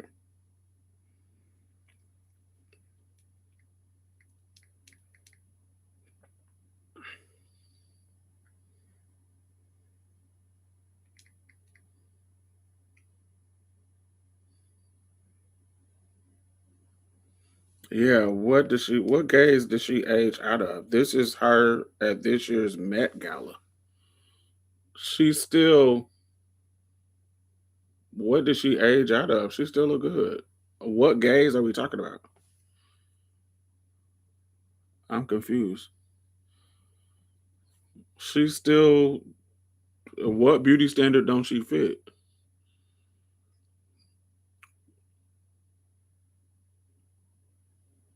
I don't.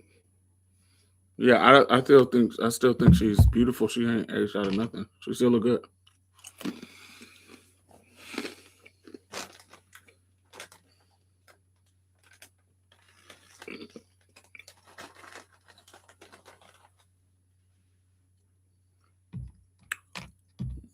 She needs to stop being so male centered. She sounds like she has low self esteem. Like she might be going through postpartum. She might have gained a little weight, so she's not feeling hot and sickening right now. But yeah, you're a mom, baby. I don't really have I don't really have an opinion on it, but I think um, Melissa Ford had an amazing interview on this show called The Lovers, and it was like her part two, and she talked about being proud of aging and how she just has a powerful conversations about it. And even Maya recently had a interview with Jason Lee, and she was talking about aging, and she had a weird response to it. Not a weird response, but I hate when sometimes I hate when light skinned people talk about colorism, especially you when it's one of them that hasn't bought into the idea of colorism. I hate when people do that. So they had a weird conversation. Her response wasn't weird, but Jason's setup of the conversation was weird, and he thought she was going to be on his side because Jason feels like he experiences colorism because he was bullied as a light-skinned pretty boy. So, girl. So they had a weird conversation, but she had some powerful things to talk about aging. That's why I brought that up. She talked about, like, yeah, I am aging and I'm coming into my womanly body. And, I think, girl, you're not going to look like you're not going to look like you in your teens and 20s for your whole life.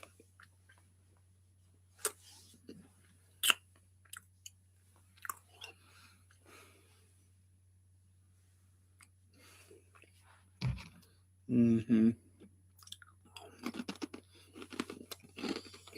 And sometimes when you become a mom,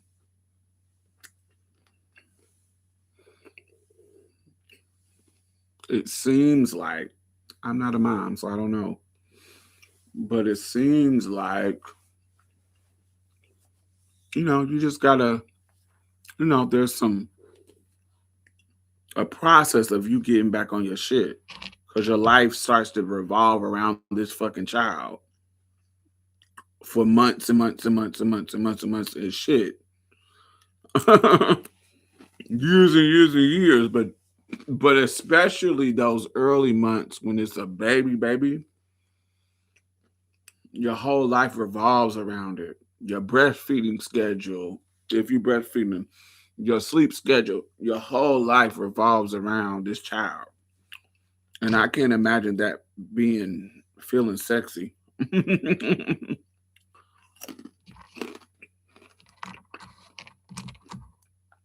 I can see that being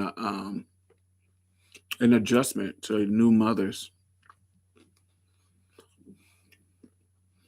But I don't see her falling out of any standard of beauty.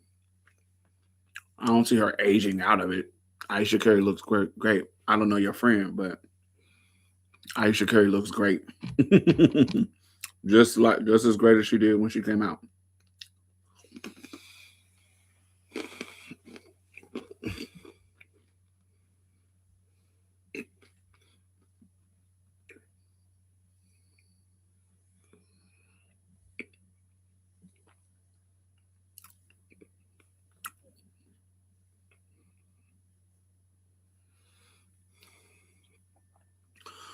Another element is sometimes when people are sharing their thoughts, it's not really a complaint. It's just, I'm sharing you my thoughts about my experience.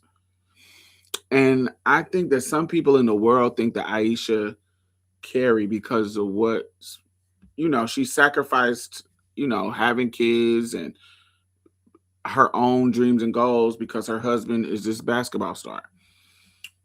Cool. She sacrificed it. And what a lot of times when I hear her talking, she is sharing openly her thoughts about those sacrifices. And the people who have a problem with her sharing is people who think that she should be grateful for being this rich basketball wife. When that don't mean she's ungrateful. If I'm sharing my thoughts about my experiences as a woman, as a mom, as a person, as a human being who who thought my life could be another way, or who plays with the idea, daydreams about the idea of other choices that I could have made. Sometimes they're just sharing with you their thoughts. It's not about them. It's not like I don't like my husband, or I don't like my babies, or I regret my babies, but sometimes I can daydream about, oh, what if I didn't have kids? Oh, what if I did sacrifice everything and now my life revolves around my husband and his fucking basketball job. That doesn't make me feel good. And it doesn't mean I don't like my husband. It doesn't it just means maybe I'm openly talking about me processing the choices that I made and the regrets and the compromises, and I'm just talking about it openly because I know other people might want to hear about it or somebody asked me about it. And so I don't always think it's a I'm ungrateful, especially in this time where men, just are trying to make every fucking woman look bad. Everybody, I feel the same way about Jada Pinkett. I feel the same way about any woman that they try to dogpile on. Megan the Stallion. I just feel like in this moment, women can't be honest without men coming in and saying, "Oh, she's ungrateful. This is why you can't treat these bitches like nothing because blah, blah, blah, blah, blah, blah, blah." Girl, sometimes we're just talking. Stay out of women's business. Sometimes folks is just talking. Sometimes people are just venting. Sometimes people are just sharing their perspective. Um, and I think you have a right. Somebody like Aisha, you have a right to say, "Hey, I love my husband. These are the compromises that I made. But when me and my girls are chit-chatting, talking, or somebody interviews me, I'm going to tell the truth about what I feel about my experience. I feel like I may have put my dreams on the back burner, and I regret that sometimes. But I love my husband. I love my kids. I love my life. But sometimes I look back and regret maybe I need to center myself a little bit more." And I think sometimes people they want you to be grateful. "Oh, my husband is amazing." And da, da, da, da, da, da, instead of being honest.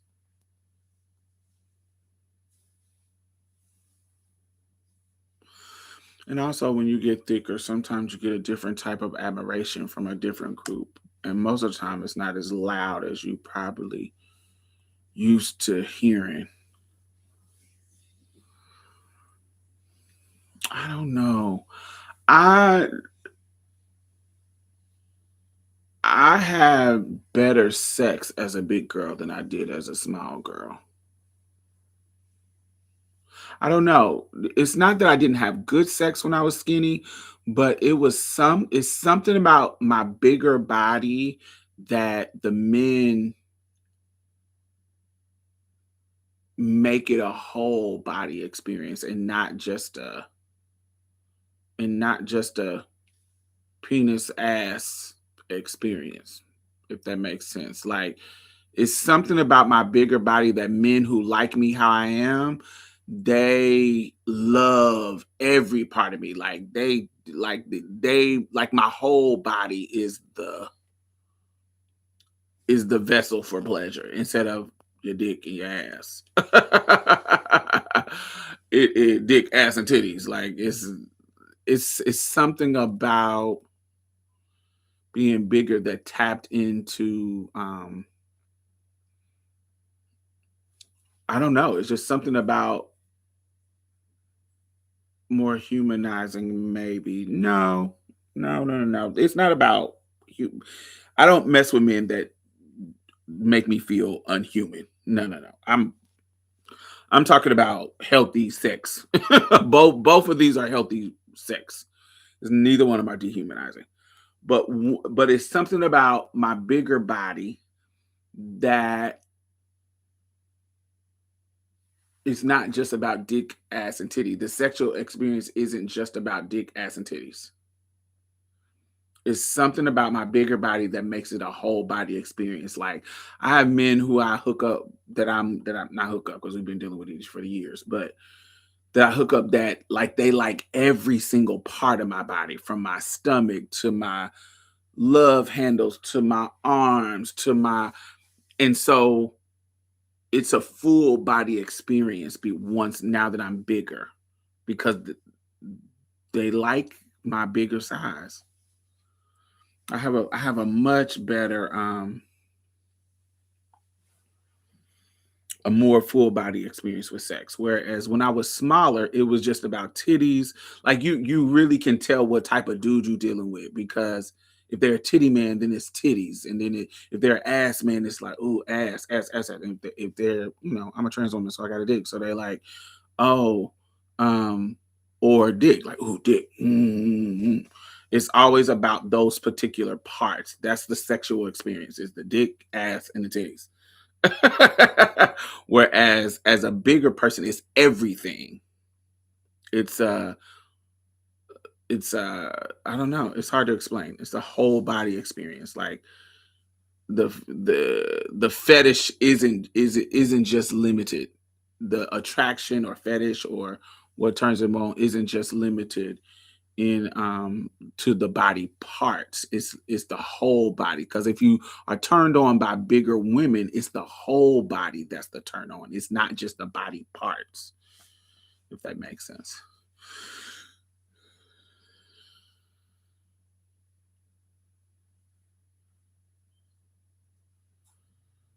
um I don't know if she mentioned it in that context. Like, I think everybody, as you get older, you have I wouldn't call it a crisis. If you are it's only a crisis if you like are not mature enough to deal with it. Like, that's the only way it's a crisis with aging, is if you are if it's becoming a fucking crisis because you can't deal with it. But a lot of people are mature enough to deal with it.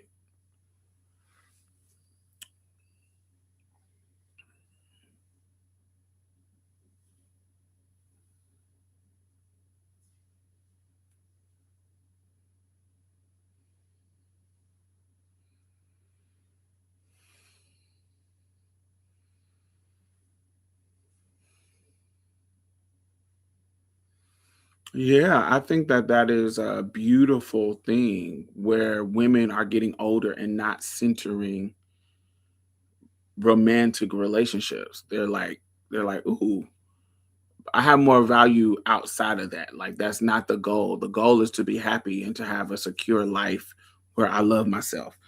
And it does not revolve around whether or not I was able to be in a relationship.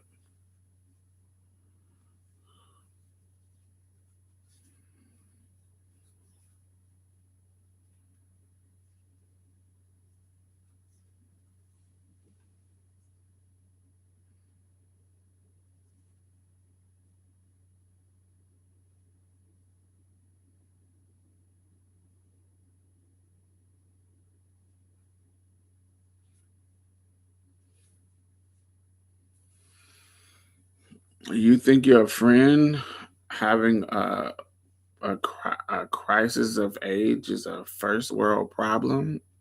You don't sound like a good friend. If she's going through that issue, it doesn't. You don't sound like a good friend. If you're calling her issues of her self esteem about being a mom first world problems, that's kind of dismissive, don't you think? Honestly, the older I've gotten, I feel and see the beauty in things I thought were flaws. Um, I have been very comfortable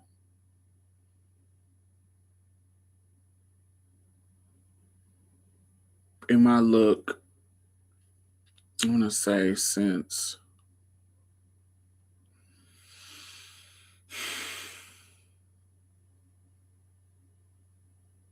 like 26, 27, 20, 20. Basically, when I first came to Houston, I was very comfortable in my body. That first 2 years of Houston, that's when I got like, oh, I'm comfortable, and I haven't been uncomfortable since then.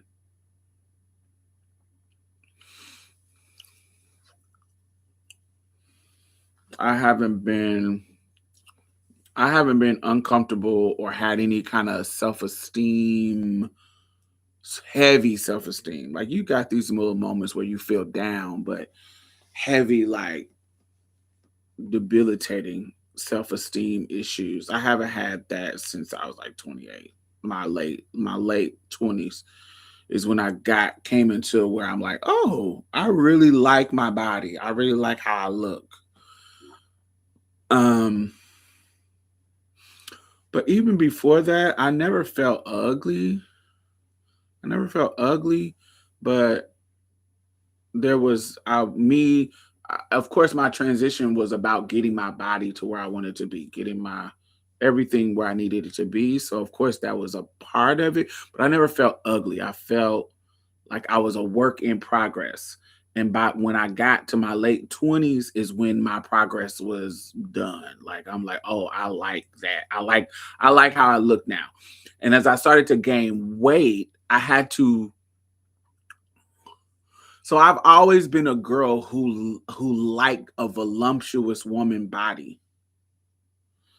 Like I've always been a girl. I never preferred skinny. So I've never been a girl who wanted the more jiggly and soft I got, the more fish I considered myself. So the bigger I got, especially, I don't know, the bigger I got, the more feminine I felt. So it was never a sense of it never harmed my self-esteem, but I do remember who I attracted was starting to change. I think I talked about this before where, the young boys used to start calling me ma'am, used to start kind of treating me like an older woman instead of, when I walk through the crowd of young boys, they're like, damn, baby girl, da da da da da. Instead of that vibe, it was given, nigga, move out the way so this lady can walk through. I'm sorry, ma'am. It started to be more auntie vibes. But niggas my age or older were still treating me, still attracted to me too. And I never really fetishized young boys. Like I've never been, ooh, I need somebody, a hot young boy. I never really been that person. So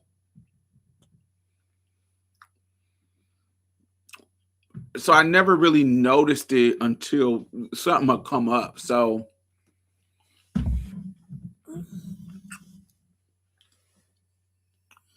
but I do remember losing weight and it started to shift. Like younger boys started to try to holler at me more. I don't know. I don't know. I've been dealing with the same niggas forever, for the longest. And I know that my body started to be loved on more as I got bigger.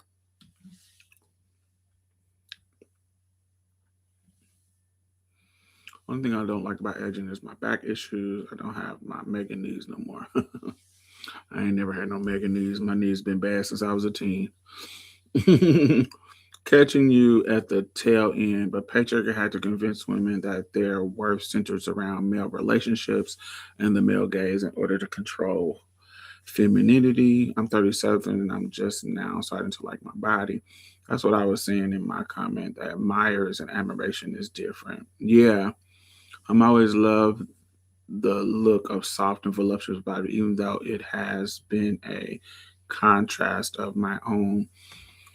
Yeah, my body is, as I gotten older, has just become so plush and soft. Like my fucking arms, like when you touch my arms, it's just soft. Like even like cisgender girls, it's funny. Like when they touch me, like this has happened a bunch of times. Like cisgender women will touch me, and because I'm trans and they have a whole, um, you know, whatever preconceived notions, they will touch me and be like, "Oh my god, your body is so soft." And in my brain, I'm like, "What do you think I was supposed to be hard?" But my body is soft, and it's always, that's all. That's the goal. The goal for me was to be voluptuous and soft, and when I walk, it jiggle a little bit, and that's fish. That fish to me. And so I never wanted to be skinny. I never wanted, which is why I ended up getting surgery, because I just didn't want to be as big as I was. But I did want to be, I always wanted to be plus size. I just didn't want it to be over plus size. I wanted to be, I want to be a size 16, 18, those. I'm 18 now. So I wanted to be in that era. And so I just didn't want to be a 24. So, yeah, I love a jiggle, you know, a booty, thick thighs, and I love all of that. That's my tea. And like I said, the response, I haven't had a negative response to my weight from men. I just never have. Like I haven't had somebody be like, "Oh, you getting kind of big." And no, like every dude I mess with, I've been messing with since I was skinny. Like right now in my life, I've been messing with since I was skinny. And so, and they love it. Like they treat it like it's always been a positive. It never was a rejection. It never was like, "Ooh, you getting kind of big." It was never that. Yeah, it never was a I think it would be more impactful if there was a rejection. Do you see what I'm saying? Like I feel like if the dudes that I like fucking with, if they if their response to me was, "Damn, you getting kind of big," it may have hurt my ego. It may have done something to me, but I just never experienced that.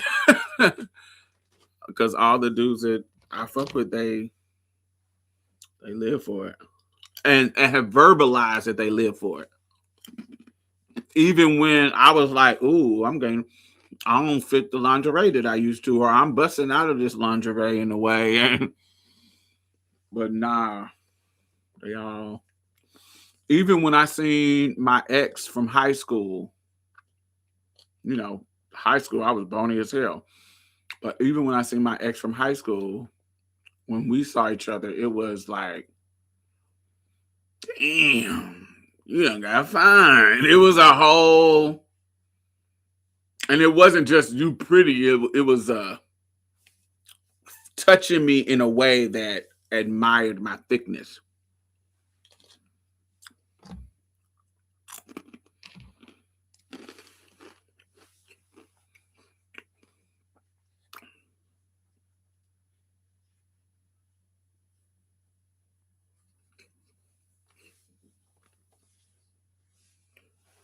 Yeah, yeah. But I also think that I don't know if other trans girls is like this, but I didn't become trans to be put in other for motherfuckers boxes. Like I'm like I I'm creating my fucking life. Whatever fantasy, whether you like it or not, I'm creating my life and I like what I have created physically. Um and so I like my body first and foremost. This does not mean that when I'm in a relationship with other people that I'm totally unaffected by what they think about my body.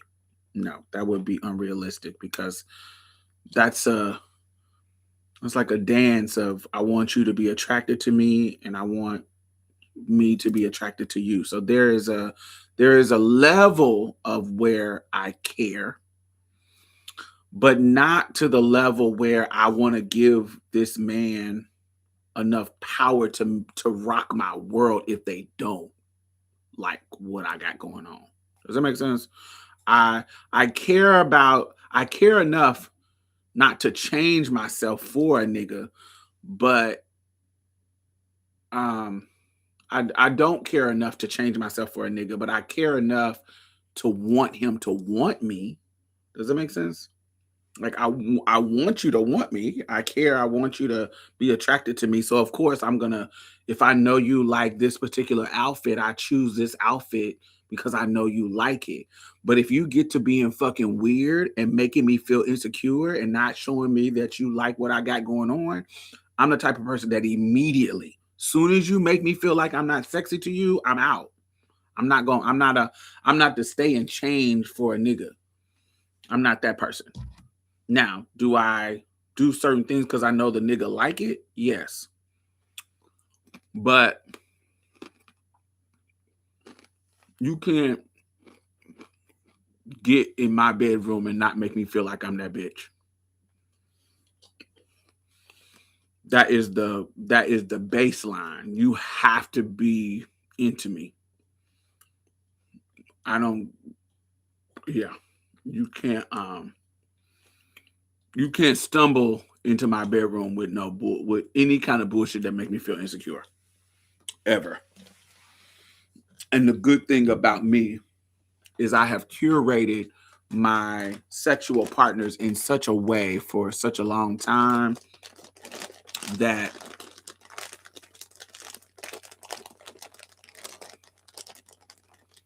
they act and do what I want them to do in the way that I want them to do it. Because if they didn't, they wouldn't be here.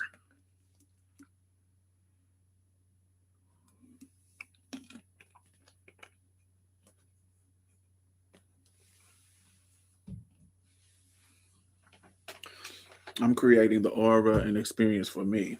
If you happen to like it, kudos. Enjoy the ride. However, this ride is not made for you specifically. Yeah. Yeah, I just don't. It goes back to, remember that little interview that Eartha Kitt was doing where she says, yes, I'm falling in love with myself and I want you to enjoy it with me. that is such a beautiful, that's it. I love what I got going on. Do you want to enjoy this with me? If not, get the fuck on. If so, bring it. Let's go.